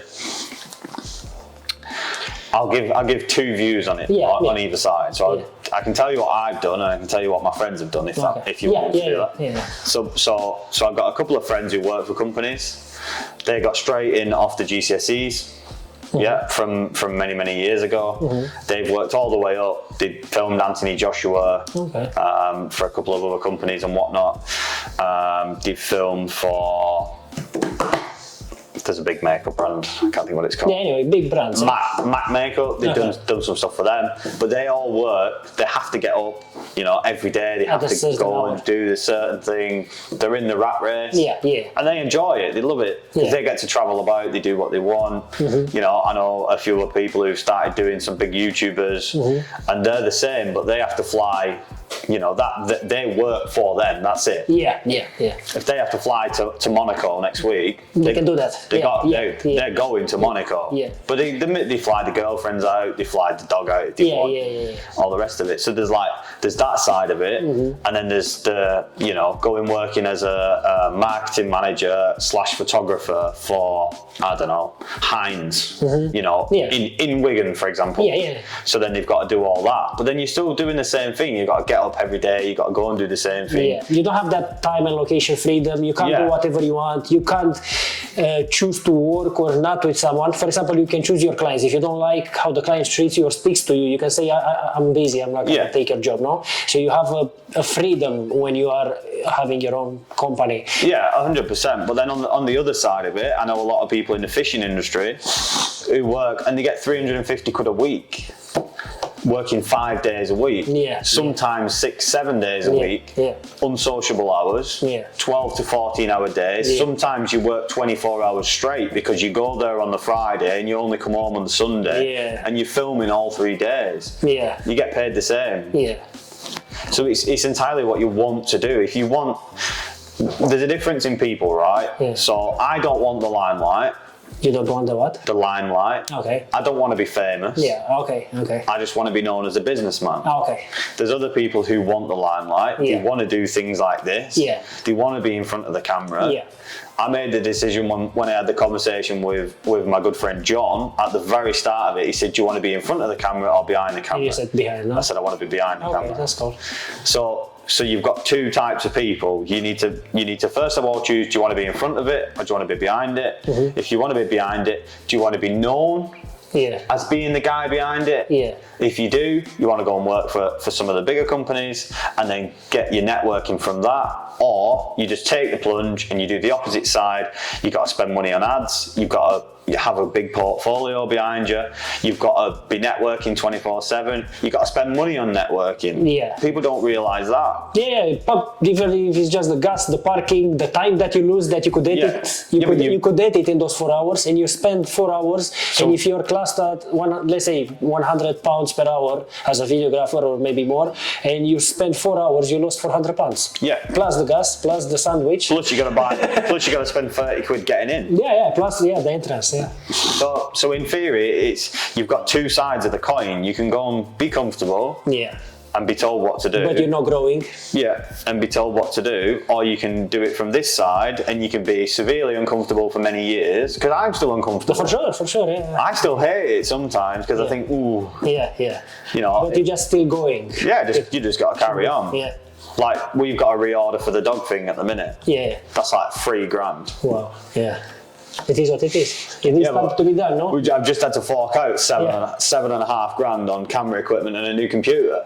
So it's like I could just go and get a job and just have all this given to me and this be... You see, that's the thing, like, because I'm working and the 4 days and the free, I'm trying to shoot the YouTube, or if someone comes for me for a freelance job, for a photography or a wedding or something, I'm doing that as well.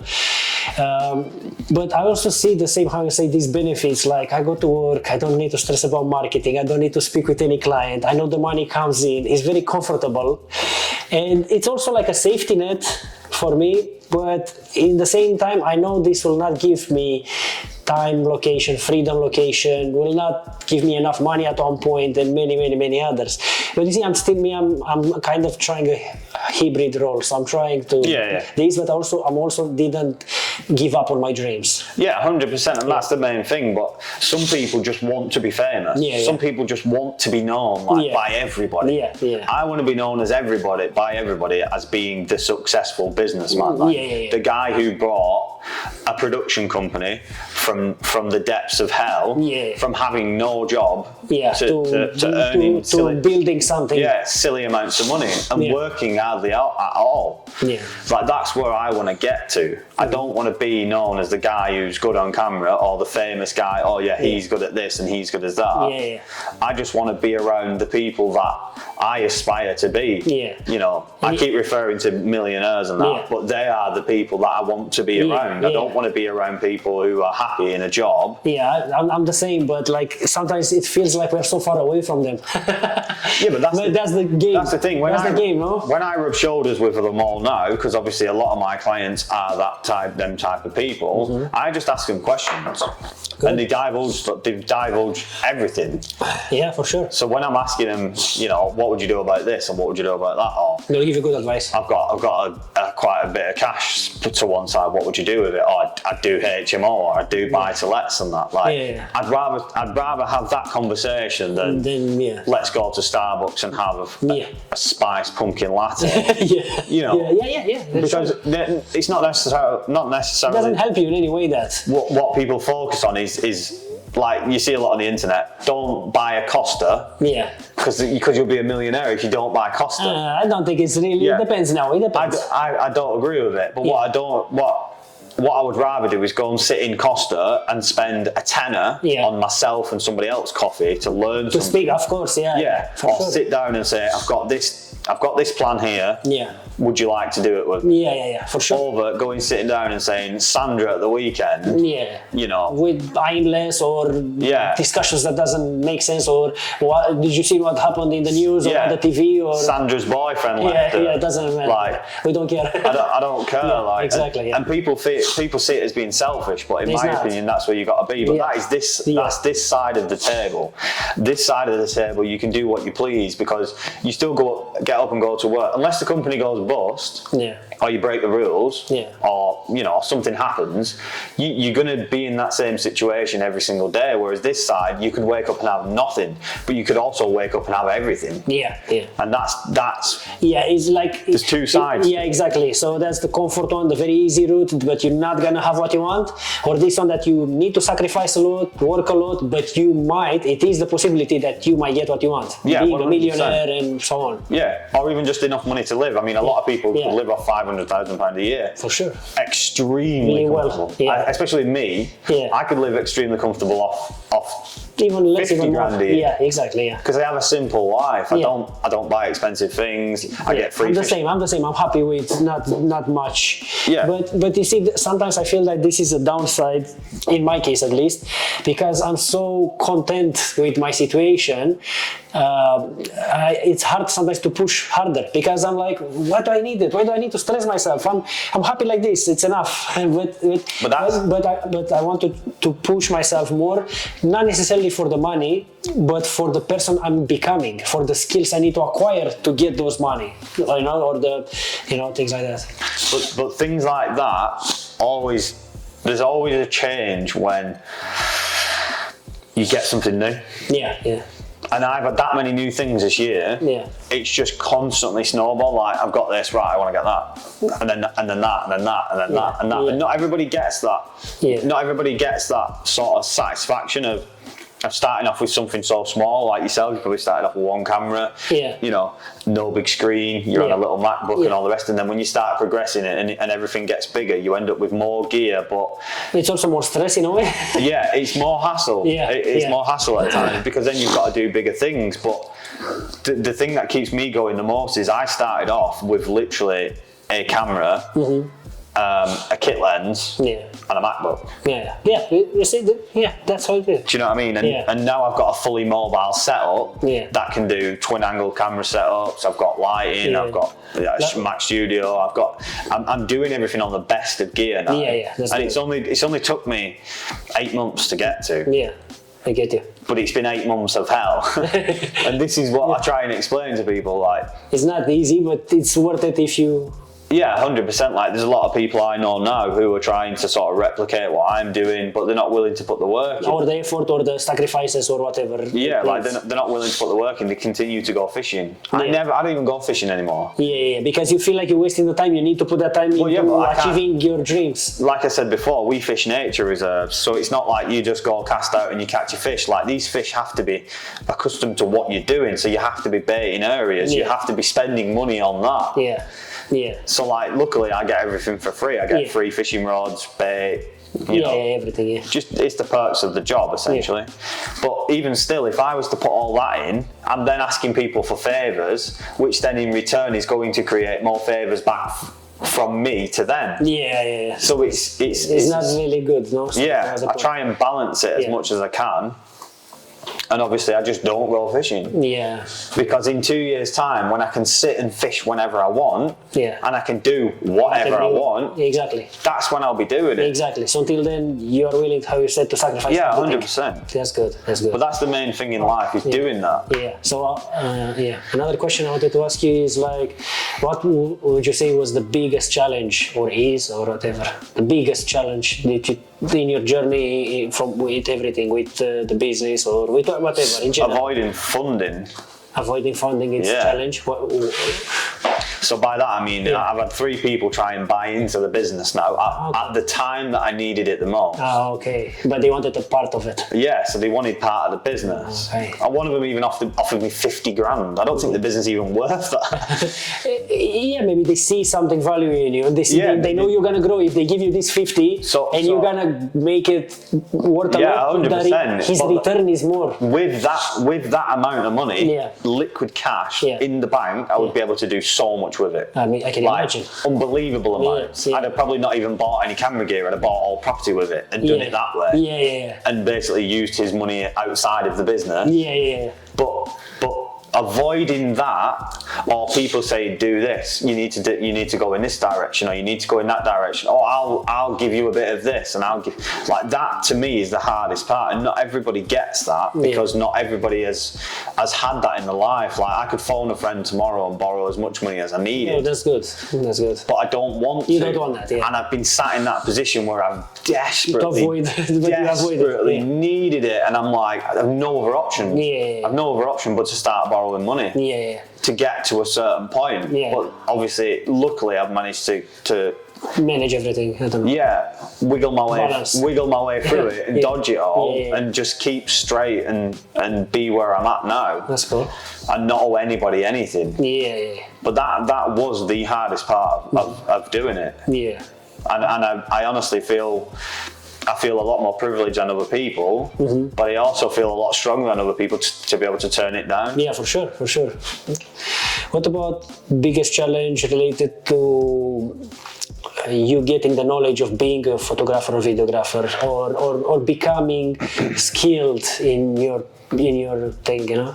Again, is just dodging the amount of media that's out there that tells you have to use APS-C lenses, or you have to use full frame lenses. And just basically dodging the confusion. Yeah, just dodging the confusion of life, because social media is so rife now in the world that everybody's been sucked into it. I mean, many of my family members have even been sucked into it, and it's quite sad to see, because that's all they think about, that's all they want to do, that's all, like, they make a meal, it's about social media. It's about social media. Yeah. You know, they do something nice wherever they are. Oh, it's about social media. Yeah. That's how it's heading. Yeah. I think it's heading even worse than me. That's why I started also this YouTube channel, because I realized I need to become a creator of content instead of a consumer. Yeah. But you see, at least me, I'm trying on this channel to have interesting discussion, like bring you in, ask you about the business, about good, interesting things, not bring, I don't know, a clown and speak jokes and about, I don't know what. So speaking about interesting stuff that maybe help people at least. So I realized I need to become like a creator, so I'm not consuming as much. Yeah, because everyone is consuming, you know, so it's good to create content for others to consume. But me, I'm also thinking about them, at least let me give them some good information. Yeah, let me speak from my past mistakes, traumas, or also bring nice guests, interesting guests that, you know, and ask them how they did it, you know, and what's their way of thinking and so on. So I've got a weird little thing. Every other week I delete TikTok. Yeah, I don't know why. I do a week of posting on it, and then a week of scrolling. Because it's addictive, it catches you. Yeah, it's bad. I do it the same. And then I delete it for a week. Yeah, I'm the same. I do the same. And then when I've got a bit more content that I want to go out, I'll get it back, put the content out, and then delete it again. Bit of a scroll, and then delete again. I'm the same. But at one point I was just every but day. It's made in such a way that when I'm on Instagram Shorts or Facebook or YouTube Shorts, it's not the same. When you are on TikTok, it gives you a different hit. Yeah. It's weird. I don't know how they made it. Yeah, TikTok is really addictive. Like, it gives you a different hit. It's like you're like, but the algorithm is maybe better. There's also so much false information out there. For everything. Yeah. Like, there's the amount of things that I tried to learn at the very start. I mean, Skillshare was the biggest one. Skillshare was fake information there, you think? No, it's good. It was good. Yeah, it's good. For me, I used Udemy. Yeah. You know Udemy? But it's a very similar thing. Yeah, it's very similar to Skillshare, but it's the same. When I took the first course and I did it from beginning to the end, I was like, wow, because on YouTube you find it, but you know what's the problem with YouTube? For example, you find lesson number 50, and after lesson number 30, and after lesson 100, and you need to put them in order, and you don't know the order, you know, but when you take a course, it takes you from number 1 to 100 in order. 100%. In order, so you understand from the basics to intermediate and to advanced. But when you go on YouTube, you see an advanced lesson, and after you see something basic, and after you need to patch them in your mind, but you don't know the structure. But when you that's the thing about learning, is finding. So I don't really learn from sitting writing. If I could read something and then have to do a test, I don't learn from it. But if I can sit and watch somebody with a camera in my hand, with a camera here, and the laptop there, And I'm like, right, she just said do this, right, okay, let's do this, set them both up. So then I start playing about with them and I'll take some photos, or I've got a studio in my garage, it's not professional, but we get professional shots from it. Exactly, So I'll run in the garage and my missus is like, what are you doing? I'm like, I just need to try this quick. Right, that's done. Okay. So then the day after I'll try something, I'll try the same thing again. And I forgot it. So you need to do it a few times. So I go back to it and I'm like, right, I just need to do this. Right, okay, that's that done. And then once I've learned it, I'll do it like 100 times. I'll take 100 different shots. But then I'll send them to a company and be like, right, there you go, there's a bit extra for you. So I like to do that as well. I give them a bit extra as well. And then I feel like that's always keeping me in the good books with them. But I'm also sharpening the tools, like for you, for yourself, your skills. And a lot of it is from videos, but not YouTube style videos. It's more when somebody sits and talks to you. Like I moved to Spain many years ago. What was it? I lived in Spain in 2019. And I learned Spanish off Skillshare. But you need it. No, you want it. Because I couldn't speak to somebody. Because I could listen to somebody speak instead of reading a book and trying to pronounce it myself and then pronouncing it wrong. I was listening to people speak, and it was miles easier. For sure. But it's just small things like that. If you're creative wanting to start out, then 100% invest in yourself more than anything. There's no point buying fancy gear if you don't have the knowledge. But that's the way I learn. I just learn from doing it. It's got to go out there. Also by doing it. The first 3 films, this is for anybody that is going to be listening, the first 3 films that I did were 40 minutes long each, and every single one of them got deleted. Oh, well, why? Because it was such poor quality. Oh, okay, So all 3 of them got deleted, and all 3 invoices went straight back to the, But at least was the knowledge and the experience. 100%. Then the next month, because I just ground it out, the next month, right, I turned up 4K camera, we're bang at it here, manual focus everything, we've got it. And I just smashed it, and it was weird, like. But you need these fails, let's call them. 100%. So you can learn. You learn more from a fail than from success. But I'd watched all 3 of them back and made notes. So I went back with a new shot list. I knew what I could get, what I couldn't get. So I changed it a little bit, and then bang, all 3 of them went out. True. That's good. And that's sort of where this sort of like mentality of, if I'm not growing, I'm not doing well. That's where it came from. Because if I'm not growing myself, then I'm not doing any better. I'm going to be on this plateau. For sure. Because from the very start, I seem to go up, plateau, I'd have a massive boost and plateau, and then I'd have a massive boost and plateau, and it got to a point where I just plateaued, like I couldn't get that boost again. Get you. And I was struggling like mad, and then I started learning more on product photography side. So I just started nailing that, and then that gave me that boost again. And So you see, we all the time need to learn something. That's the whole 100%. idea. Don't never that's very true.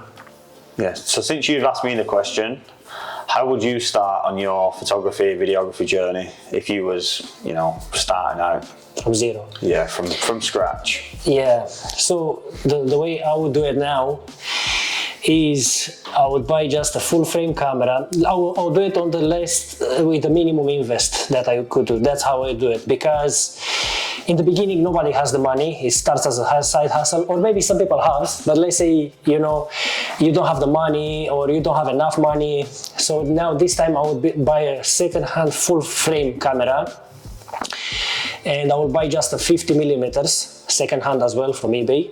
So you can go maybe no more than £700-800 for these 2 if you bought them. And I will get a course from Udemy, from general photography, maybe one for videography as well. But I'm speaking, by the way, I'm speaking now about photography, not about videography.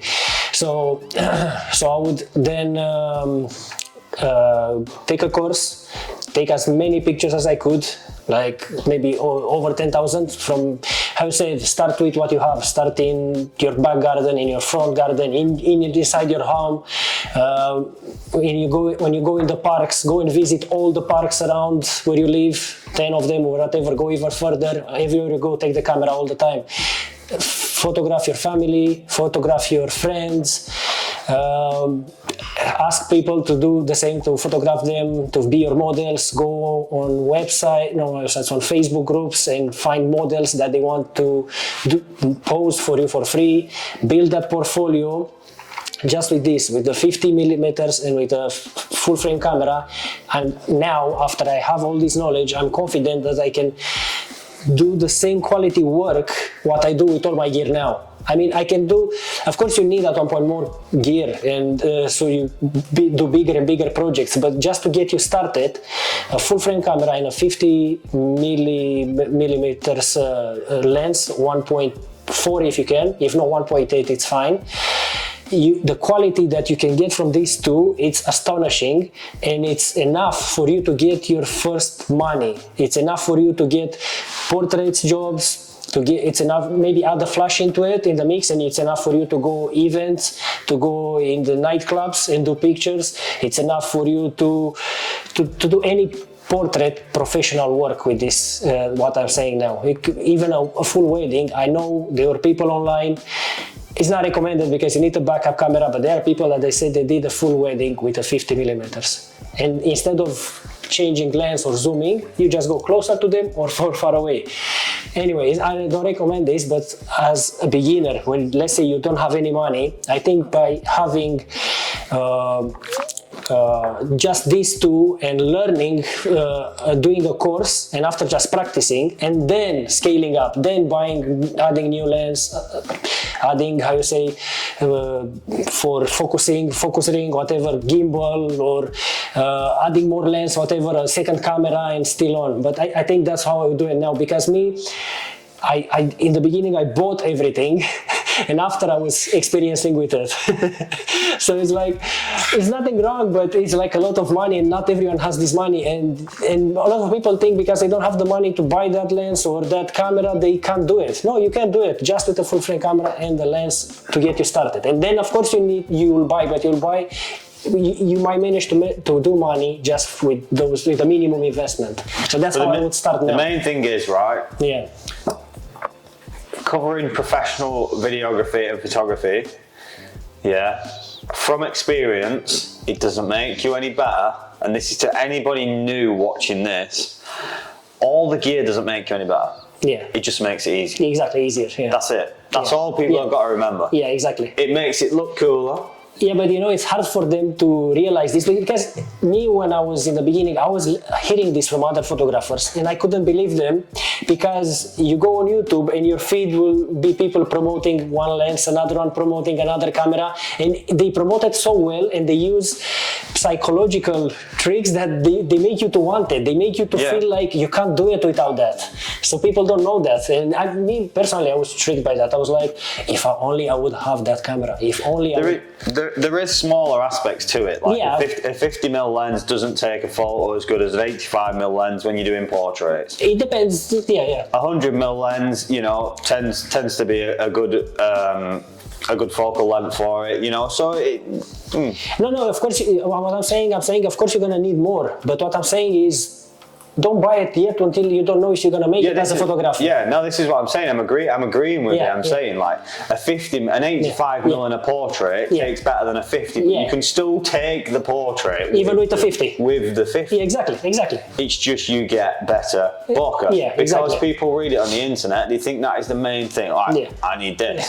You don't. Yeah. You can buy a zoom lens and do the exact same. You can get an 18 to 105, and you can shoot from 18mm all the way up to 105, and you can get the exact same. Exactly. Or now with the editing is so advanced that you can have the kit lens, have take very good pictures, and after add the bokeh in the editing. Yeah. So you don't really need a more expensive lens anymore. Exactly. But a lot of people go down the same route as well when they start, so they all want this beautiful. Yeah, but it's also because you want to play with. For me, it was also this aspect, how you said, I just want to have them, to see them, to feel them, to see what they do. It's also, so me also, I bought them this, The thing is, when I first started, so I bought the first bit of gear I bought a Sony A7R II. I bought a 100mm Canon lens with an MC11 Could you use adapter on it. Oh, okay. Yeah, I'll show it you later. Yeah, okay. Then that's my most used lens. At the start, it stayed in a box in the house. It never came with. Now it's the lens I use the most. Which lens is this? It's a 100mm Canon lens. Okay. So it's just 100 or is a zoom? No, it's just 100. Yeah. What aperture? 1.8. Oh, nice. But it's a macro lens as well. Oh, okay, I have as well macro 100, but not 1.8. I have a 2.8. At the very start, I took all the other lenses out and I was like, right, I don't need that. I'll never use that. Yeah.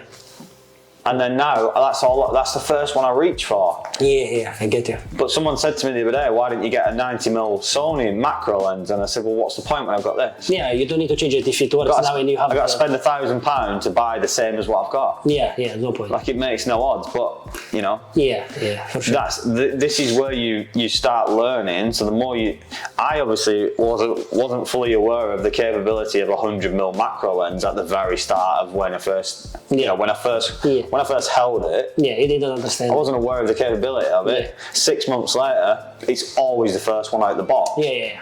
You get all those details now. Yeah. So like you can, like you say, you can buy everything and get confused by it. Yeah, exactly. So it's easier to just start off with a camera and a 50mm lens. Exactly. So until you understand better photography, until you find your style, until you build a bit of portfolio, and even get money from that. There are people you can make money with just that. That's the whole idea. 100%. You know, but of course, the more you want to get more deep into it, how you say, maybe you want to do some product shoots, you need the macro lens. Then you add the macro. Then maybe you want to do.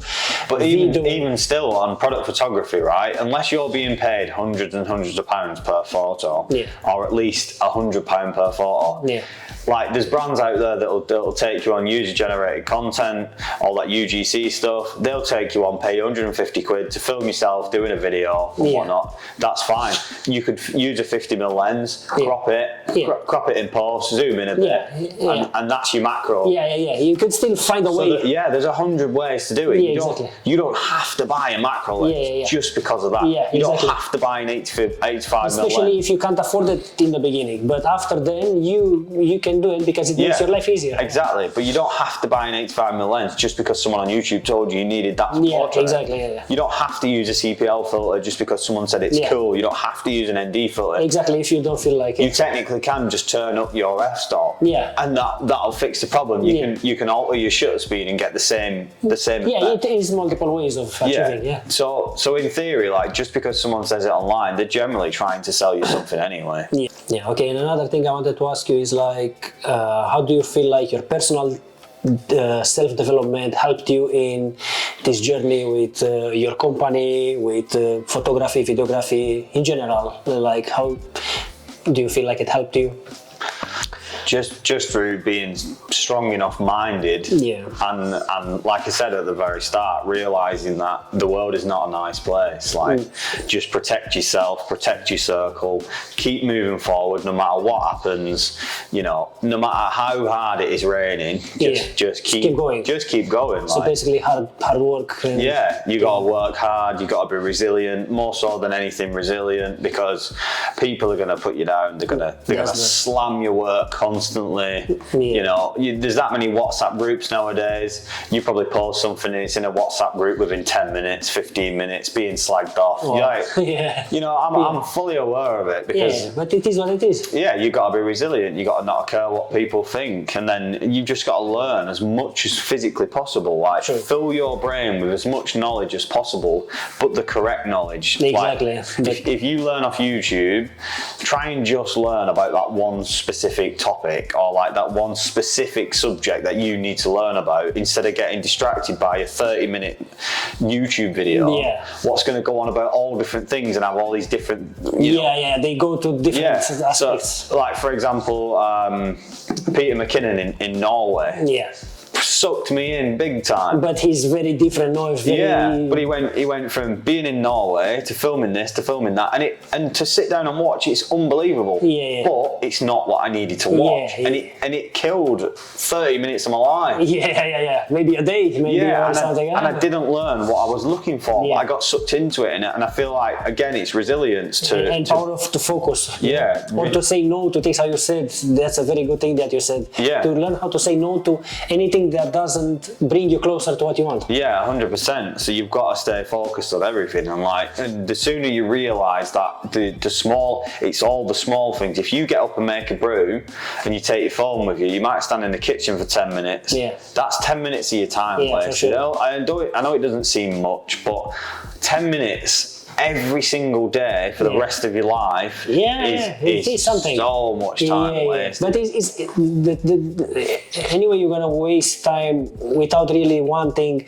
It's 10 minutes from this, how you say, in the morning when you do the brew or something, but maybe in another situation it's another 10 minutes, and another 10 minutes, it's adding up, and plus all it ever does is add up. And then when you're not focused on something, you then tend to return back to them habits. So if I do it every morning, I get up and I go and sit on my office chair and I just sit there. Yeah, so we all do that. It's hard, we are not robots, but it's good to be aware of it, how you are now aware. Yeah, but I try to stop it as much. I see that as a good thing though. So I just sit there and I just contemplate everything. Oh, see what you're gonna do today? Yeah, I just literally sit like I am now. I just sit there like this. So I put my feet up and I have a brew and that, and I just sit. But you're still focused on what you want to achieve, not like not just wandering around. But if I went and sat on the couch, I'd fall asleep. Yeah.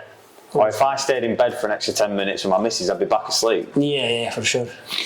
And I'd be distracted. So that is my thing, to go and sit down. And it is a boring life. Like, it's not fun. It's not. Everybody thinks it's great in business, having your own business. It's not fun. But when you have to have focus, resilience, you've got to be mentally strong. You can't let anything get in your way. Like, you have to be a savage person, because sometimes you grow apart from even your partners. Yeah, you never know. Yeah. Like me and my missus have been through this, where we nearly separated at one point because it got to such a like, we call it a loggerhead in the UK. Like, we got to a loggerhead where I just wanted to be that successful. Yeah, that you almost don't care about anything. Yeah, but nothing was gonna stop me, and I've apologised to her for it. But in theory, I shouldn't really have apologised, because she agreed to this at the start, and I made it clear, like, this is gonna be hell for the next 2 years. And every time anything happened, I say, it's 2 years of our lives. That's it. And we went through it all. That's good. And it was bad. Like, the idea is there will be bad things, but if you manage to solve them and work on them, that's what it matters. 100%. And then now we're sorted. Like, we've got our own little jobs that we do. You know, I bring the money in, she brings the money in. We both do our little jobs, and then it works. And everything's fine. Like, but until you get to that point, you never know how bad it's going to be. And it's a dark place to be in. I can imagine. When you want to go somewhere. Yeah, and the partner doesn't at least support you. Or at least don't be in your way, at least. Yeah, and someone's telling you, like, but you can't spend this money, you can't do this, you can't do that. Well, what about this? And it's just it's not a great place to be. But you've got to be savage with it. Because if I threw the towel in and give it all up, I wouldn't be where I am. Yeah, exactly. If you don't take these risks. But this risk is important. Like, risk taking is important. But you've got to, the main thing in all this, right? You've got to be self-aware at all times. You've got to know exactly what you're doing, when you're doing it, why you're doing it. Exactly, and why. And that's it. If you're doing pointless shit, it's pointless doing it. And you don't know why and for what, no? Yeah, 100%. That's true. Prime example, like I say, I go and sit on the office chair. I don't sit on the couch because I'd be asleep. Yeah, but you know, it was psychology for this, you know? They say our brain is, for example, if you stay in bed or couch, because most of the time when you stay there, you're relaxing, it will automatically relax you. But if you stay, how you say, on your office chair, because you usually do productive work at the office chair, you know, or next to your desk, your brain goes into the productivity mode, you know? The same, if you go to gym, your brain goes into that working out mode. So, of course, if you stay probably on the couch, it will make you, like, I don't know, sleep or open the TV or who knows. But that's what I mean. It just ruins the productivity of the day. There's just no point in doing it. Yeah, so you need to be focused. Yeah. And I know it is. I've said before, it's a boring life. It is a boring life. It's not fun. Yeah. For people, but at the end, it will be worth it. What I can see in my brain that I can't explain to people is this is going to be epic. Like, my life is going to be, well, it's epic now, but my life will be even more epic. Exactly. Yeah. But that's good if you can see it and you can believe it. It will be. 100%. It will be for sure.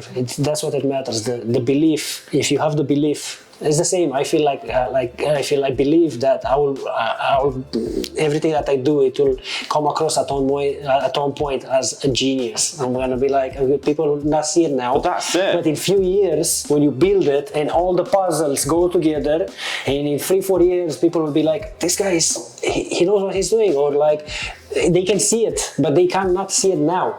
You know, but this is the problem. So this is the problem I had, because I didn't post on social media. Yeah. All the people that surround me, like Facebook, Instagram, all the rest of it, they all thought I wasn't doing anything. Yeah. But you were grinding. Yeah, even my mum. Because I don't speak to my mum that often. Even my mum didn't realise to what extent it was going. Yeah. And then I started posting on social media, and everyone was like, "Oh, hold on. Yeah. Like, where's all this coming from?" Yeah. And then I consistently just put it all out there, and then all of a sudden I'm asking for I've got 3 days a week guaranteed for someone at £900 a week. Yeah.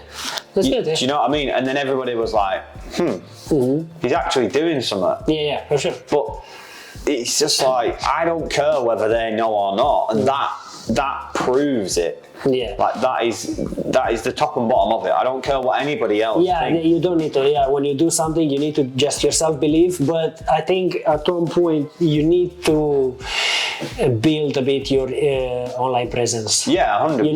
It needs to come. It needs to come. They say these days, brands has power, like even or micro influencers. Of course, you said you don't want to be an influencer, but it doesn't need to be about you, General, but about your brand and what you do. It needs to be shown, and people needs to hear about it and know about it.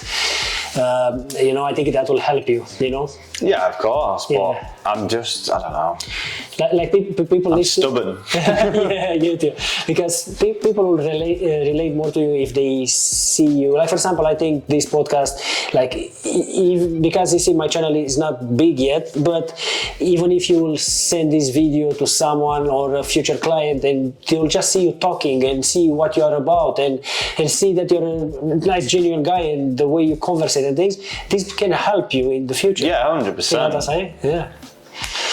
It's just a way of life, isn't it? I guess. Yeah. And we're still learning. Of course. We'll never know anything. But I do know a lot, but I know a lot for what I'm doing. I don't know a lot when it comes to everything else. Yeah, exactly. Yeah. So I know probably 0.001% of anything in life. Yeah, exactly. Yeah. But I'm confident in what I know. I can use as my skill set. Yeah. And I think that's the main thing, is confidence as well. Yeah, and confidence comes by doing the thing, and basically by doing and getting results. And yeah. But if you fail, just keep going. Exactly. It's like I give this the same exact example in the last podcast with you, Adi. When you fail, it's like riding a bicycle. So when first time you ride the bicycle when you're a kid, you fall down a few times. Did you didn't ride the bicycle anymore? No, you just got back up until you learn to manage to keep your balance until you didn't fall anymore. Yeah, of course. So it's the same with fails. You fail, go back up, fail, go back up. Still on, eh? Getting up from a failure is easier than what it is from trying to drag yourself out of good times. From comfort zone. Yeah. It's so much easier because you've only got one way to go. Yeah. When you're in good times and you're comfortable, you're either going up or you're going down. And this is what I try and stress to people every time they think like. Yeah, I think here discipline comes into the place. So if you have the discipline from when you did the hard things in the hard times and you still done them, so you build some kind of discipline.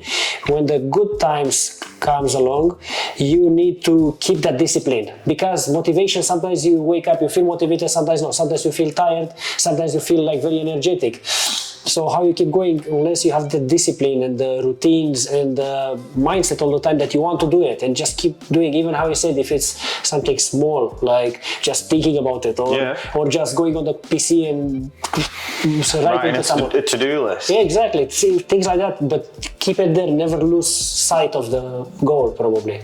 But that's the main thing, is discipline as well. Yeah. That's it. Yeah. If you're disciplined, you're resilient, yeah. you can work hard, Exactly. you'll do anything in life. Yeah. Like, for example, did you ever had moments that it's like, oh, today I can't, but you needed to? And you're gonna think I'm lying, but I just don't have them days. You don't have them, huh? No, you love so much what you do that. Yeah, I just get up. My missus says to me all the time, like all my friends say, you're gonna burn out, you're gonna do this, you're gonna do that. But you don't have that. I just don't get it. That's so cool. I literally roll out of bed every morning.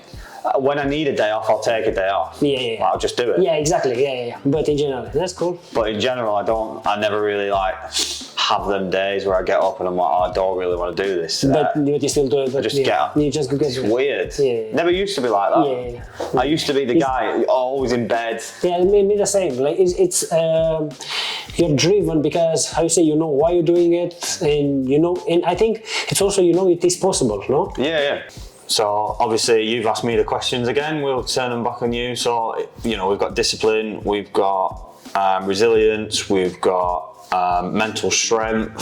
What else? What do you think you could add? What's the main thing that has taken you from being nowhere at rock bottom to where you are now? What is the one thing that truly stands out for you? It's hard because for me it was a multitude of things, but one of them was like that rock bottom was so hard for me that I said I need to change. Yeah. Things need to change. I need to become a different person, and I was so dissatisfied with how my life was that I said I need to change everything about me. And after I heard the quote that said, if you want new results, if you want a new life, do new things. If you do the same things, you're gonna get the same results. So I wanted new results. I didn't want the old results anymore. So I stopped doing everything that I was doing before, and I changed basically everything. So now, comparing with then, I'm a completely different person. I wake up different. I go to work different. I'm taking care of myself differently. I'm thinking different. I'm acting different. I'm dressing different. I change everything just from this quote that says, if you do the same things, you're gonna have the same result. If you do new things, you're gonna have new results. So just from that's one thing that helped me. But another thing is, I just asked why. I pray or something like that. So after the answers comes to me, after you ask why this is happening. Are you religious then? Yeah, I am a bit religious, but I don't need to go on that subject now. But the thing is, you can ask why, even if you're not religious. You can ask why to whatever you believe in, universe, energy, whatever. See, I'm not religious, but I do believe there is something there. Exactly. But I don't believe in it. Yeah, exactly. But you can ask that thing why or any question, and it will respond to it. It's weird. It really responds back. And after that, everything that I was seeing, the content, or even online on YouTube, it was just putting some puzzles into my mind, and all the questions I ever had, they responded back. I could puzzle them. I was like, okay, this is why this is happening. This is why that is happening. Everything was. I got clarity. Suddenly I got clarity. And after I got clarity, another thing that made me also that I couldn't stay anymore, I realized it's possible. I realized everything is possible. So I was not negative anymore. I realized, hey, everything is possible. How you said you want to be a millionaire. I believe you will be, because nothing is impossible and you can be. And I've seen other success stories and other millionaires that you've seen them on YouTube, and they tell you they were nobody, they've been the same through shit, and now they are somewhere. And I'm like, okay, if they can do it, I can do it. So just knowing it is possible, anything. So I don't exaggerate, anything. If you want to be a billionaire, it is possible. Of course, you need to pay the price for it. I don't want to be a billionaire. I know, but it's like an example. I know what you mean, It's like everything is possible, and when I say it's possible for everyone, for me, for you, even for a guy from the street, if he really wants to, he can do it. Yeah. So and after I realized, so I can be whatever I want. Oh, I can be a millionaire. Oh, I can be a photographer. I can be a YouTuber. Okay, let me be. So that's what changed for me. And after I realized that it is possible, everything, you just need to pay the price and work for it. But everything is possible. So after I realized everything is possible, I start doing it. You know. So see, but I think the one thing that stands out for me the most is just the passion for life. Yeah. I just want to live. Exactly, live, dream, live, want to experience. Yeah, and that's it. I just want to live. I want to live a life that I want to live. That you don't like. So you want to make it livable, even more enjoyable. I just want to live my life. Whatever I choose to do when I wake up in the morning, that's where I want to be. Okay, Brad, so we are almost approaching the ending, and it's a thing that I do with all my guests when they come in here, and I just put them to sign the table. So if you would please like to just sign anywhere, and you know, one moment, let me also get the beer. Yeah. You ready? Yes, I'm ready.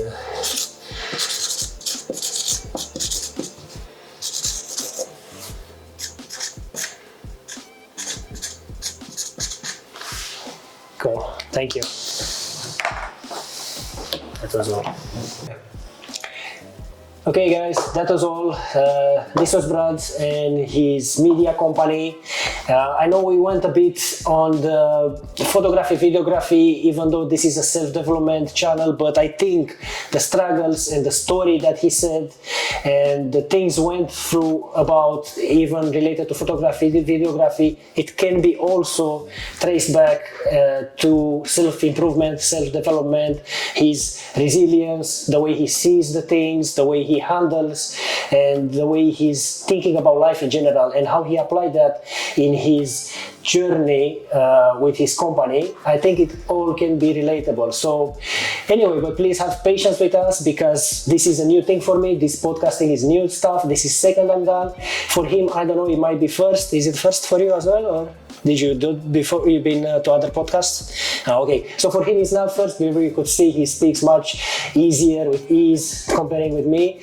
But yeah, it was very nice having him, and I thank him because he's one of the first that he came, and he seen probably something and he believed in me even now when no views. That is it, 100%, honestly. So he seen something when others don't see it. So I thank him for that, and it was really amazing, and the discussion was nice. We have about 3 hours of discussion, but we're gonna trim it down, keep for you guys only the best parts, maybe around 1 hour mark. We're gonna see, but we can do it even longer. You never know. Yeah, we'll see. We're gonna go through it, and we're gonna give you guys the best thing. Anything else? Where can people find you? So you can find me on Instagram at uo.media. Obviously, I'll put the link below. And you can find me on Facebook at Unorthodox Media. Website's unorthodoxmedia.co.uk as well, but it's pretty cack at the minute. It's being redone, so. But yeah, it doesn't matter, guys. Just go there, follow, and wait. The content and everything will come and will follow, because he's working on that, and everything there you're gonna see only top-notch things. And I don't know. This was all. Do you have anything else to say? Or? No, that's it. Thank you for having me. That's it. Yeah, thank you. Look forward to the next one. Yeah. See you in the next one, guys.